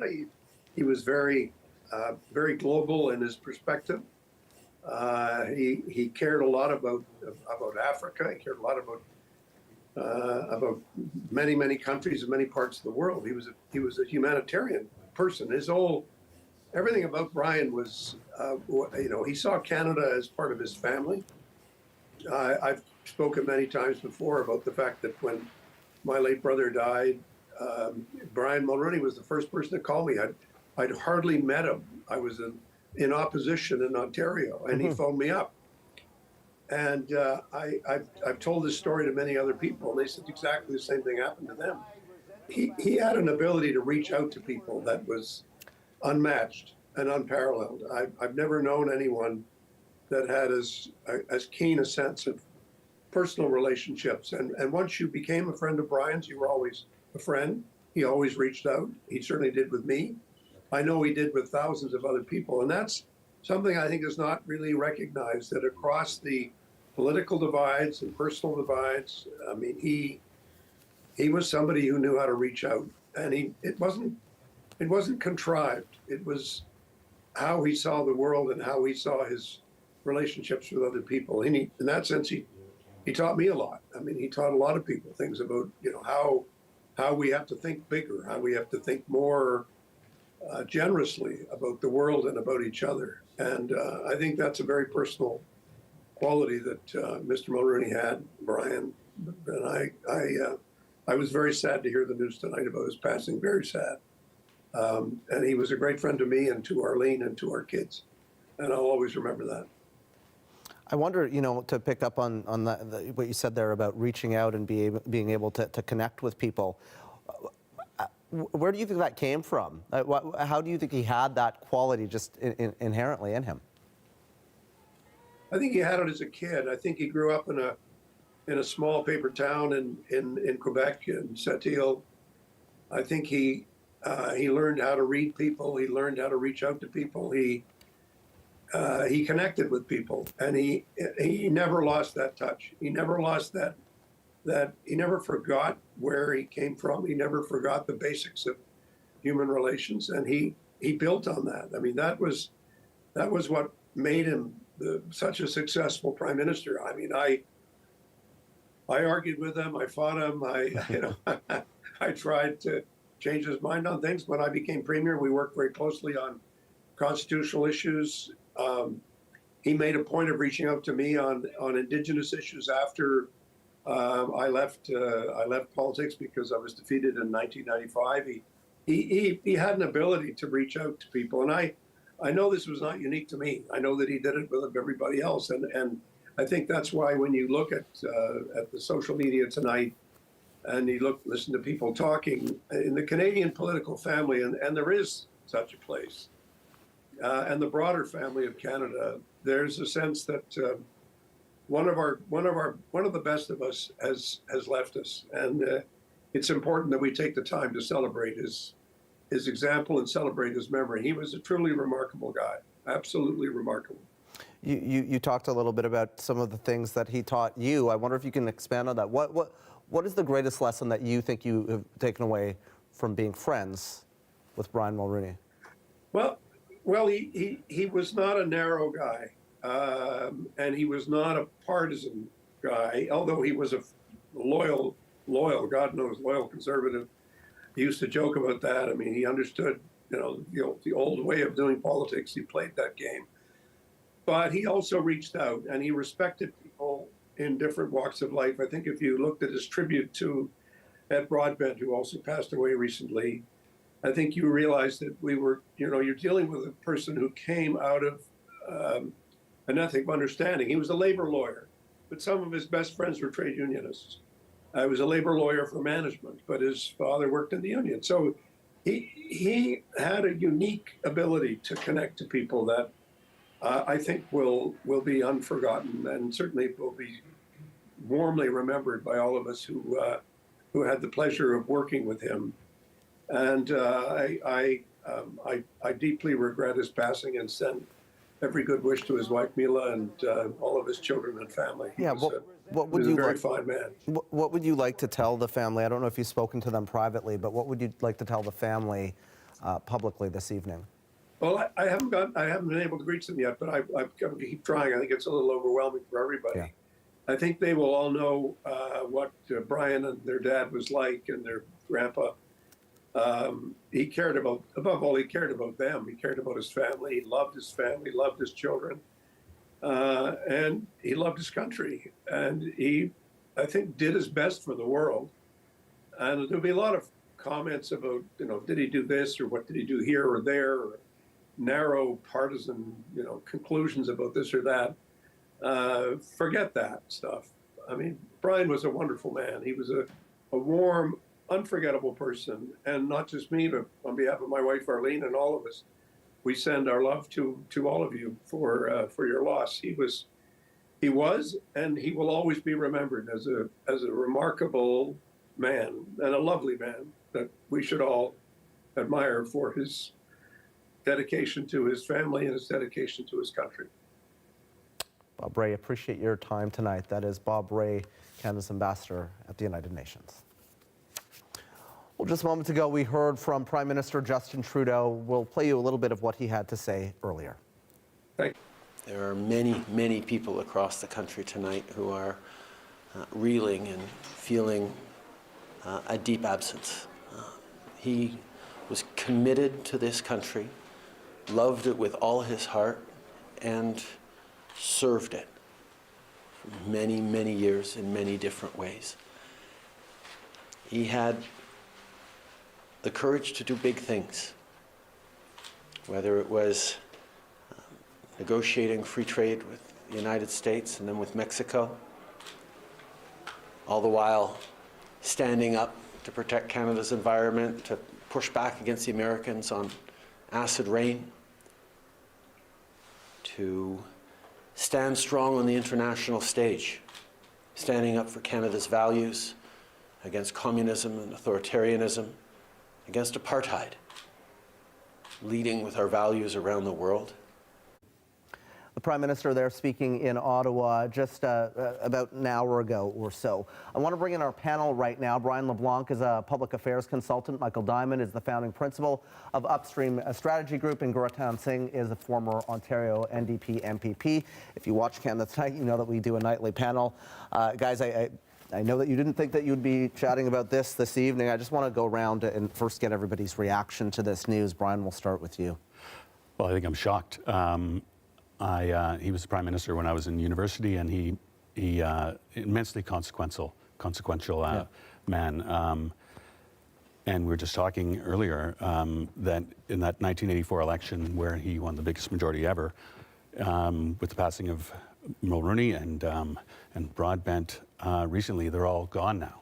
So it's really sort of a turning of a page from a whole era that has been really consequential for Canada. Yeah, he was kind of a giant in the world of politics, right? Larger than life personality. We were just speaking with Bob Ray, Danielle Smith, and Rosie about kind of his legacy. Michael, for you, what was your reaction, and what do you think that'll be? You know, it's absolutely a sad day. Brian Mulroney, I was very privileged to meet on a number of occasions, and just everything we've heard tonight was true. Nice to everyone. It didn't matter who. He loved to be interrupted, it seemed, in airport lounges and just hear from people. But I think the true mark of leadership is, can you make changes that will outlast your government? And Brian Mulroney certainly did. We heard a lot about this already tonight, be it the GST or free trade, some of the major accomplishments, but even some of the smaller things. If you think Air Canada's bad today, imagine if the federal government still ran it. Imagine if you still went to Petro-Canada to fill your car up at a government-owned and government-run petrol station. So Brian Mulroney made systemic changes. I think he was probably one of the most reform-oriented prime ministers of modern Canada, and we still feel the impacts of that today for the better. Graston? Yeah, it's definitely a sad day, and as has been communicated earlier, in 2024 we've seen the passing of Ed Broadbent and now of Brian Mulroney, but we must look at his legacy as well. Yeah. A legacy where he fought for the environment. He was an advocate against acid rain. He was someone who was a staunch opponent to apartheid. At a time that it took courage at that time to really take. He broke with his allies. He broke with his allies, and he took a principled position. So I think this is a time to remember, and a time for all of Canada to reflect on our history and the legacy of Mr. Mulroney. And you know, I've asked this already, but in terms of the world stage, what did he do for Canada's reputation, Brian? Well, I think his relationship with Great Britain, I mean, he greatly enhanced with Thatcher and in his relationship with Reagan. I think Canada, played, I think, a different role than we play today. He engaged in areas where he could make a difference, like apartheid, like in South Africa, and like in the United States with free trade.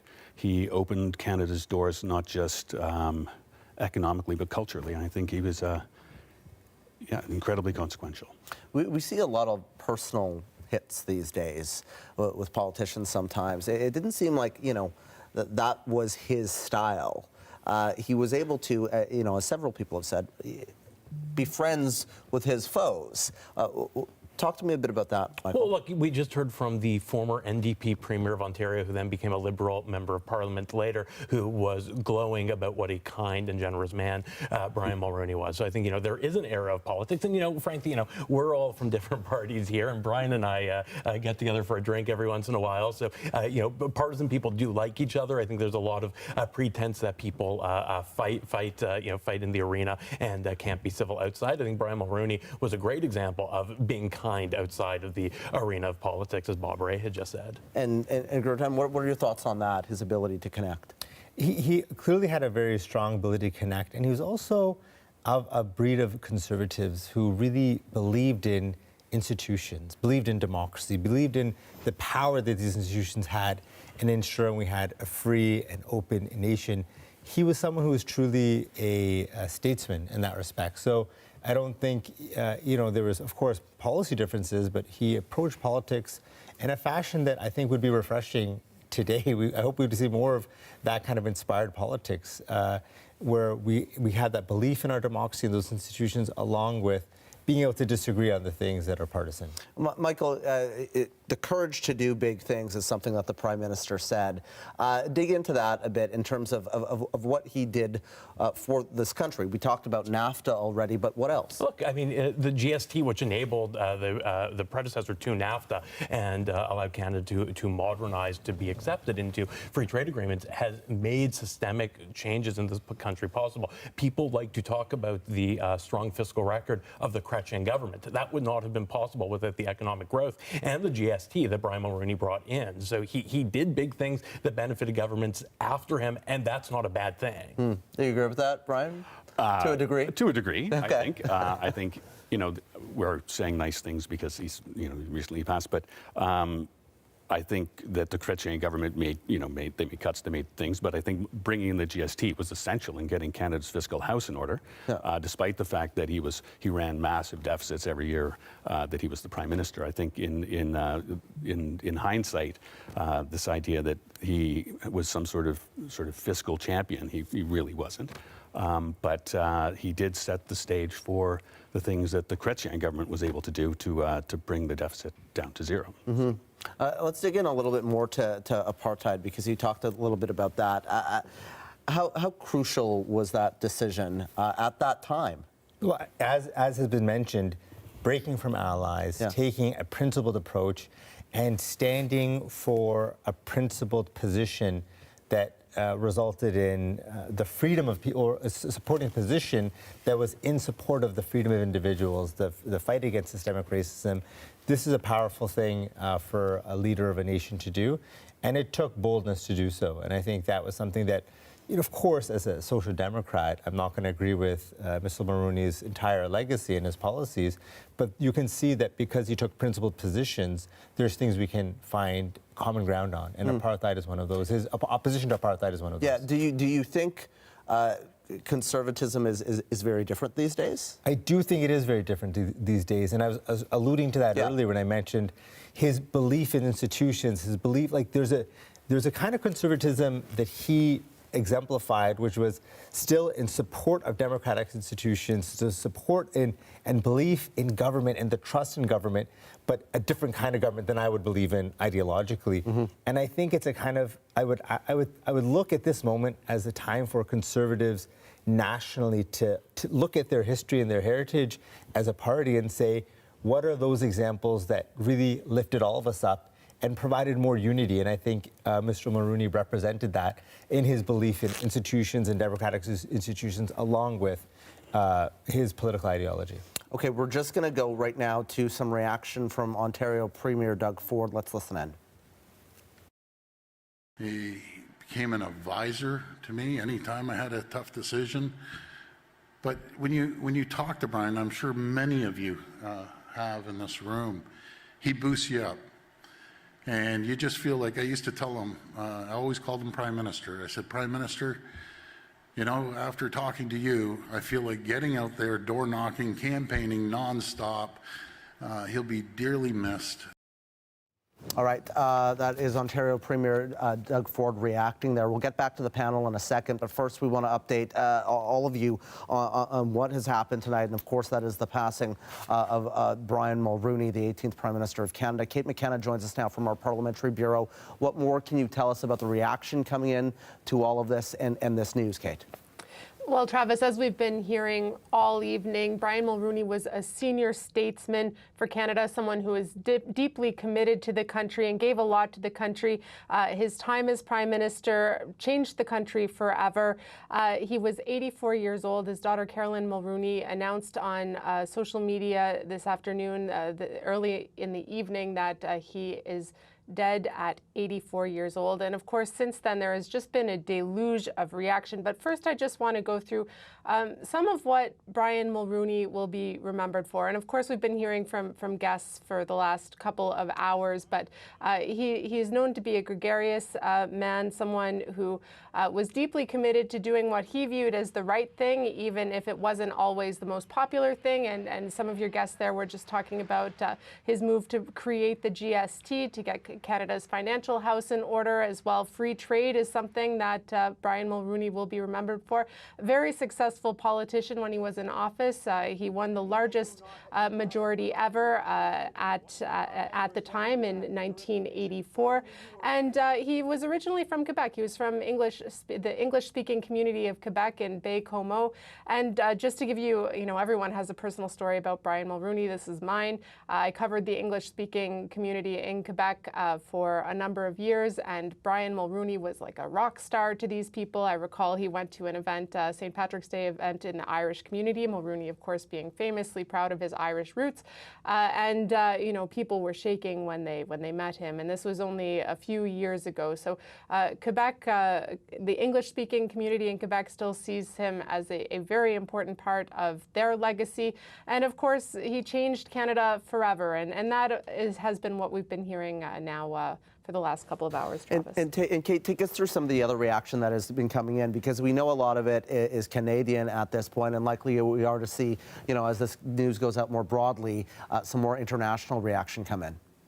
Yeah, we heard from perhaps his largest adversary, a political adversary, Jean Chrétien, a few minutes ago, who spoke, and he says, he was still speaking with Brian Mulroney weeks ago, shortly before Jean Chrétien's 90th birthday, and he had nice things to say about how they were adversaries, but at the same time they were able to find common ground and have a good relationship. We also heard from the current Prime Minister, Justin Trudeau, who expressed his condolences. We're told, the government sources told us that he has reached out to the Mulroney family to express his condolences.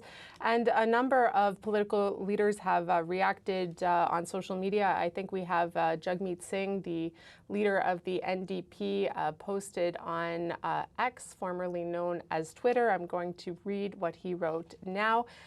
He wrote, "I am saddened to hear of the death of the Right Honourable Brian Mulroney. He made an important contribution to Canada, including protecting our environment, leading the world in tackling acid rain and banning chemicals that were destroying the ozone layer." We also heard from Conservative leader Pierre Poilievre. He wrote, "It is with great sadness that Canadians learn of the loss of one of our greatest ever statesmen, the Right Honourable Brian Mulroney. The love and prayers of all Canadians go to his beloved children, Carolyn, Ben, Mark, and Nicholas, and the love of his life, his best friend and wife, Mila." And also François Legault. We just heard from Doug Ford there. François Legault is, of course, the Premier of Quebec. He says, "Brian Mulroney, the little guy from Baie-Comeau, as Prime Minister of Canada, he was a visionary with his Canada-US Free Trade Agreement. He stood tall in opposing the apartheid regime in South Africa. He knew how to fight against acid rain, one of the great environmental challenges at the time. He was also a true ambassador who promoted Quebec and Canada throughout the world. My thoughts are with his family and his loved ones." And we also saw on social media Chrystia Freeland, the Finance Minister and Deputy Prime Minister of Canada.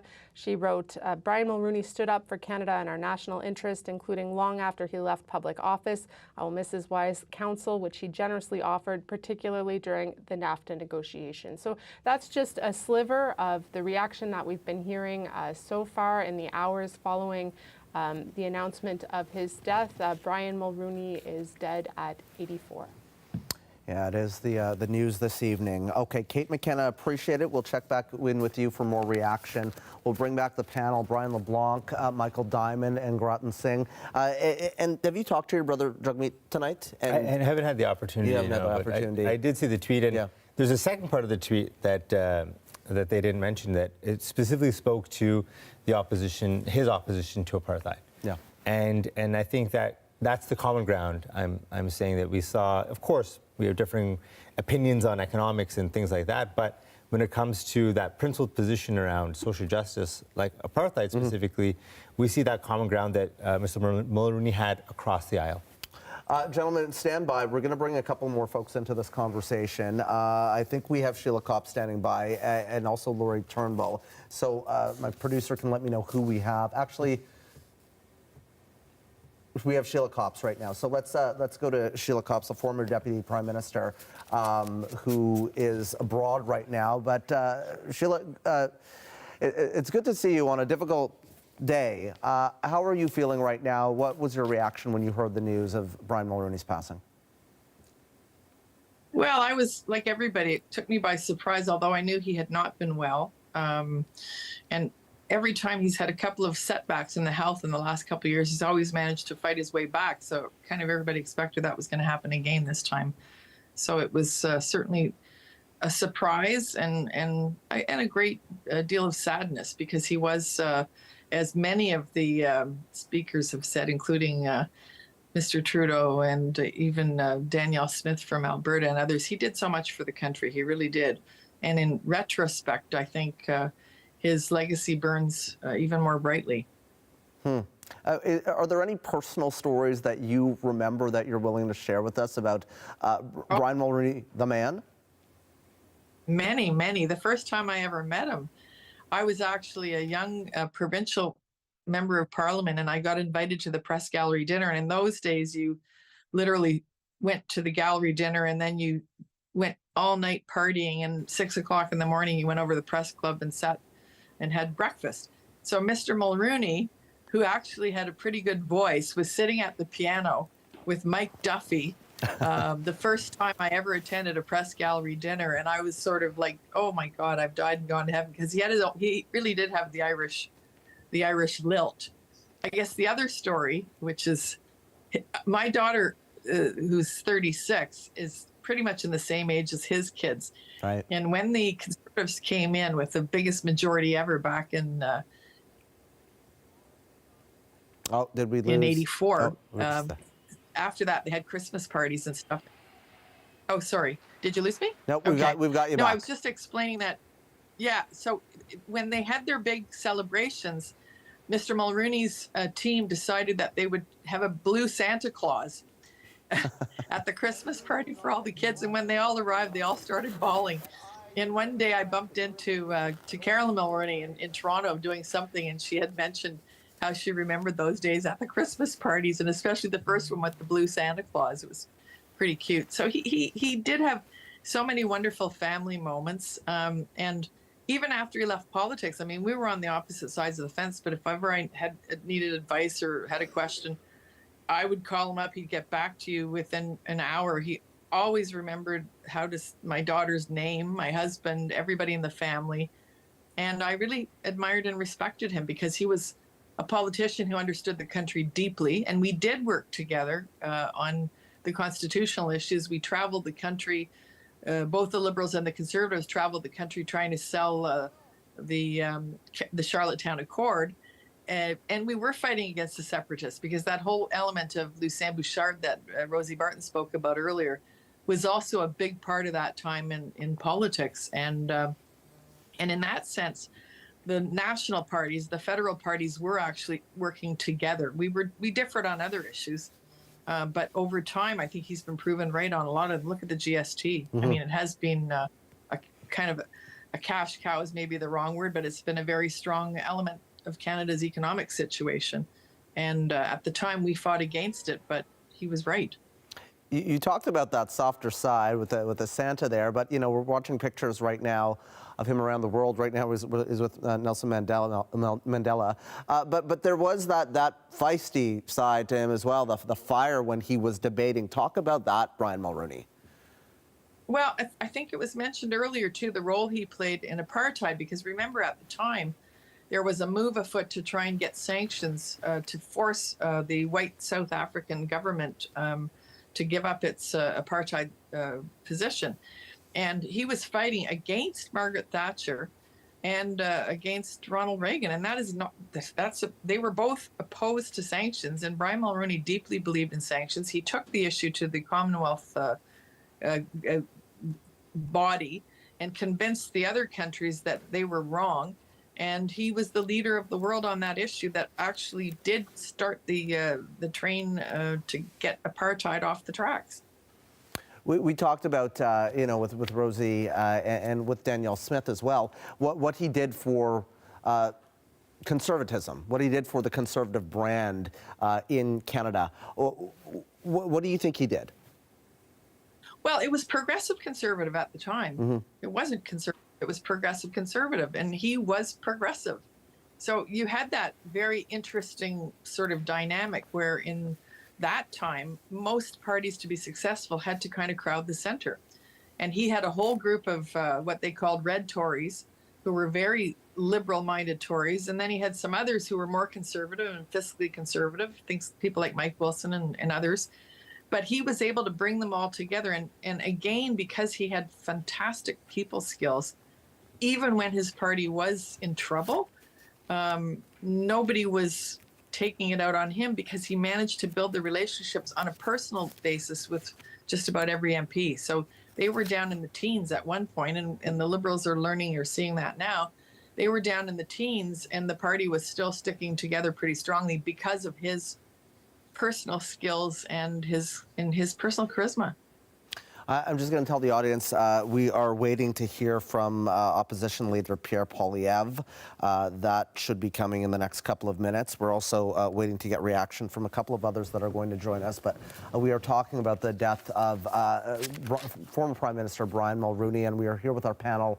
And also Sheila Copps, who was Canada's first Deputy Prime Minister, woman Deputy Prime Minister, that is. And Sheila, let's talk about women that were in his cabinet as well, and what he did for elevating the status of women. Well, when I came in, what was interesting is I came in the class of '84, which is when Mr. Mulroney won his largest majority ever. And I was the only Liberal elected between Toronto and Windsor, 7 million people. So we were this tiny little group, and everybody was kind of saying, oh, the Liberals are going to disappear. But instead, that sort of saw the formation of the Rat Pack. And during the time of politics, Mr. Mulroney could really give it as good as he could take it. In terms of women in his caucus, I'd say the big players, obviously at the time, were both Pat Carney, but also Barbara McDougall. I believe she was one of the first to be in foreign affairs. I think Flora MacDonald was the first. But I think his legacy isn't so much in that area. It's more in the area of being feisty in the House, but then reaching across the floor. And it was mentioned by Peter MacKay that he had passions. He had the acid rain fight. He had the environmental fights. The declaration at Rio was his baby in the beginning. That started with not just Grow Harlem Brundtland, but also with Canada.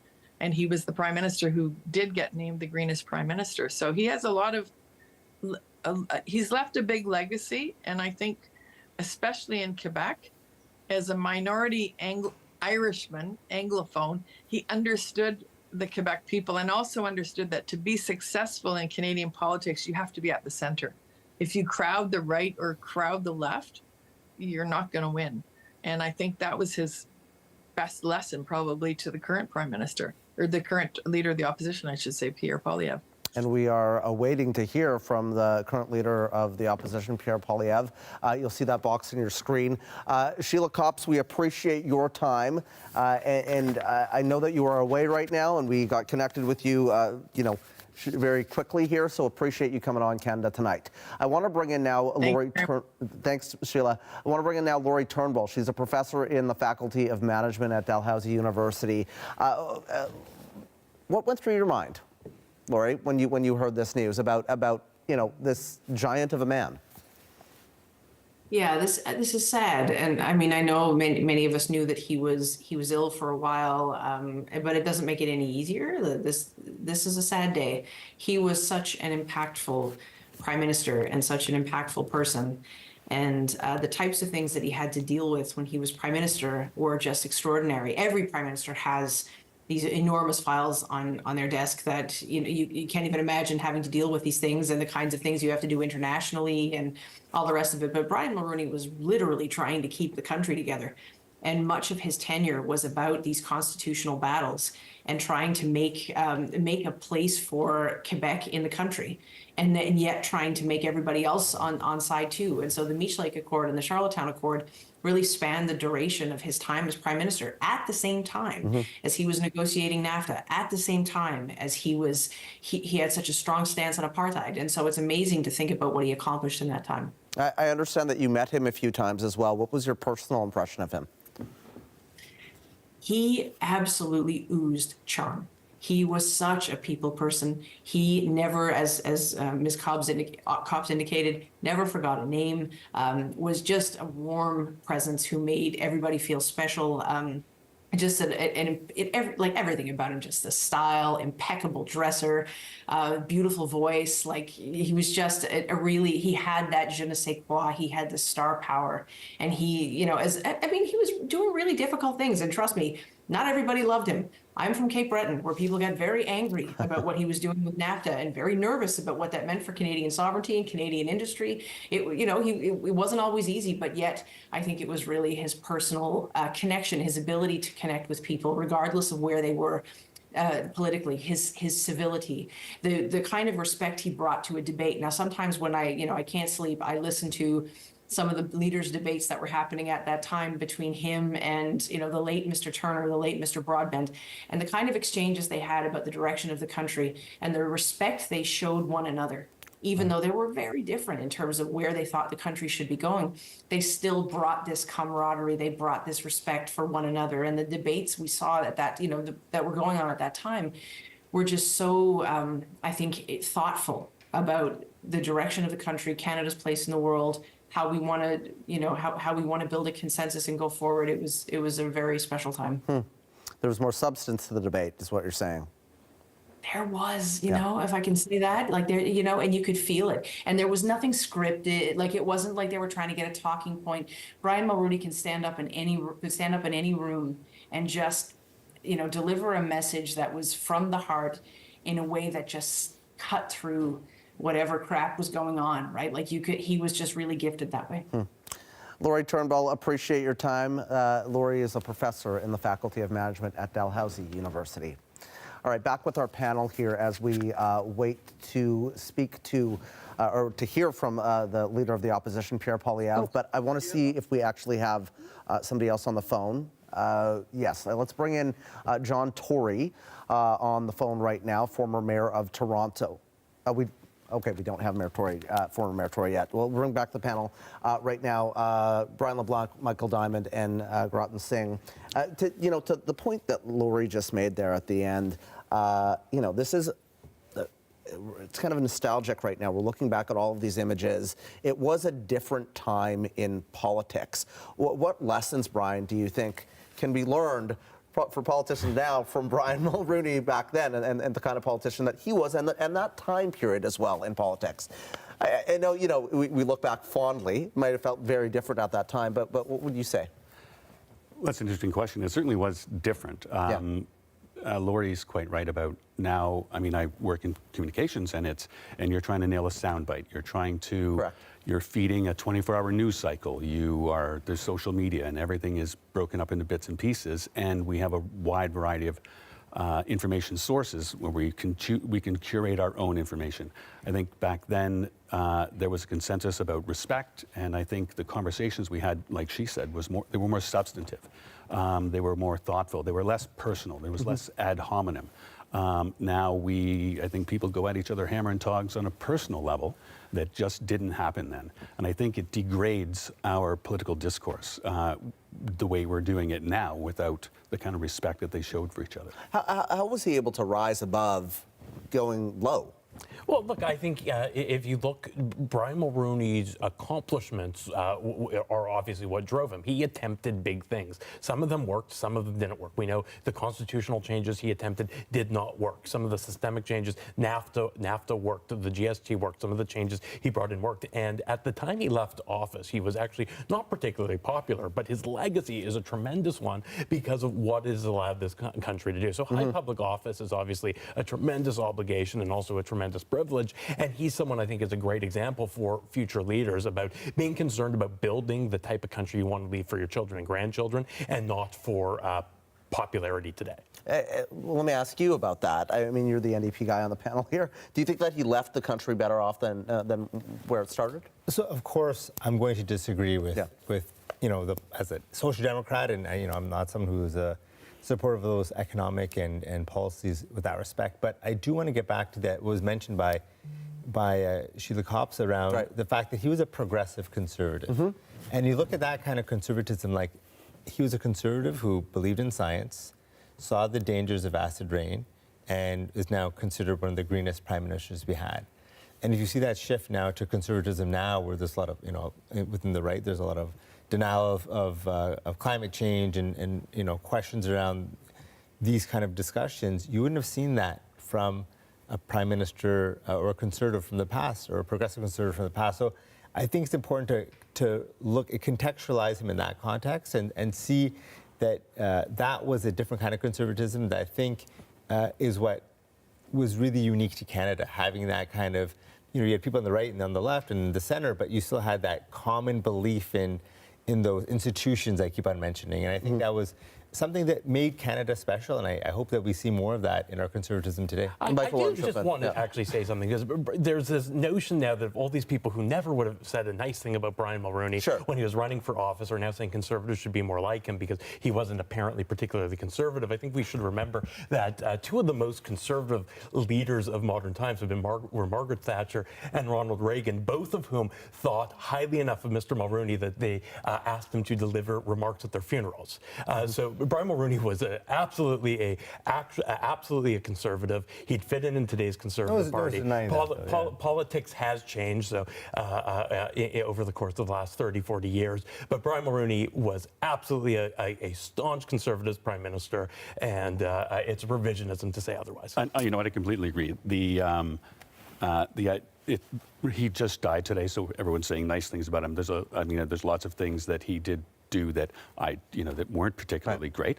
I think uncorking the Meech Lake Accord, it nearly destroyed the country. I think it did the reverse of what he wanted. It stoked Quebec separatism, and it's the conversation about, like, no one's mentioning the Meech Lake Accord and the Charlottetown Accord, and I think. On this day that he's died, I think it's great that we're all saying good things, but he also did some things that were not particularly fantastic. Yeah, and I think that, that conversation will be had in the days ahead. We want to bring in right now, I think we have Jean Charest on the phone. Mr. Charest, thank you for joining us on a difficult night. Oh, there you are. And I want to get your reaction to all of this, and also the broad question about what Brian Mulroney's legacy will be. He was a transformational prime minister for the country. There are those who are transactional. He was transformational. He changed the country. He changed the country for the better. And he was a courageous leader. He led on issues like free trade that were very controversial, even things like the GST. Think of his record on the environment, which is extremely significant. When he was leader of the opposition, he was invited to the White House to meet with President Reagan, leader of the opposition. The issue he chose to raise with the president was acid rain, SO2 emissions, a very significant signal that was very important when he was subsequently elected prime minister and did the Irish Summit. He did the Montreal Protocol on HCFCs, the most successful environmental treaty in the world. And whether it's the Clean Air Act or Rio, where I had the privilege of being Minister of the Environment. I mean, you look at his record, he has been one of the most significant prime ministers in the history of the country. And yes, of course, when someone passes away, on the day they pass away, shouldn't we always treat each other as though this was a moment where we look at what we've accomplished? And by any measurement, he has been significant for the country and a good and a great prime minister and a very inspirational leader. Mr. Charest, I want to have you hang on for one moment. We do believe that the leader of the opposition, Pierre Poilievre, is going to be speaking live. Let's go to that live shot right now. And I believe he is coming to the mic right now. Merci beaucoup tout le monde. Ce soir, j'ai reçu un appel. Thanks, everyone. De mes meilleurs amis, Mark. Tonight, I got a call from one of my best friends, Mark Mulroney, to inform me that his father, a great statesman for all Canadians, had passed. He was a father, Nicholas's father, Caroline's, Ben, and Mark, and the husband of his best friend in life, Mila. He is a man who started his life with modest origins, a father who was an electrician in Baie-Comeau, in a community, a working class community, but who worked hard, who had a very good education, and he was able to succeed in business as being the president of Iron Ore Company, a mining company. He was an exceptional businessman even before he was 40. Then he went into politics to win the biggest majority in the history of the country, and with a re-election about 4 years later. And it wasn't these elections that marked his political career. It was the legacy and the changes that he succeeded in bringing about. For example, he delivered free trade. He reestablished budgetary discipline. He went into the free trade agreement with the Americans, an agreement that was one of the biggest and the most significant in the history of the world. And it is largely still in place today. On the international stage, he was on the side of freedom and against communism in the Cold War. And he was one of the first and the most convinced about the efforts to dismantle apartheid. Nelson Mandela thanked Brian Mulroney for his role in the liberation of his people in South Africa. I had the opportunity to get to know him personally. My wife and myself had the honor to invite us to come have dinner with us a few years ago. I was very fortunate that I could benefit from his mentoring, his advice, and his friendship. We will all remember him, and we will all think about his beautiful Irish smile and his deep and rich voice. Rest in peace, Brian, and thank you on behalf of all Canadians. All right, just listening in to Conservative leader Pierre Poilievre there. We are going to have continuing coverage of the death of Brian Mulroney. Our thanks to our guests here on Canada Tonight. Ian Hannamansing is standing by in Vancouver with The National to look at the life and the legacy of Brian Mulroney. Stay with us here on CBC News Network.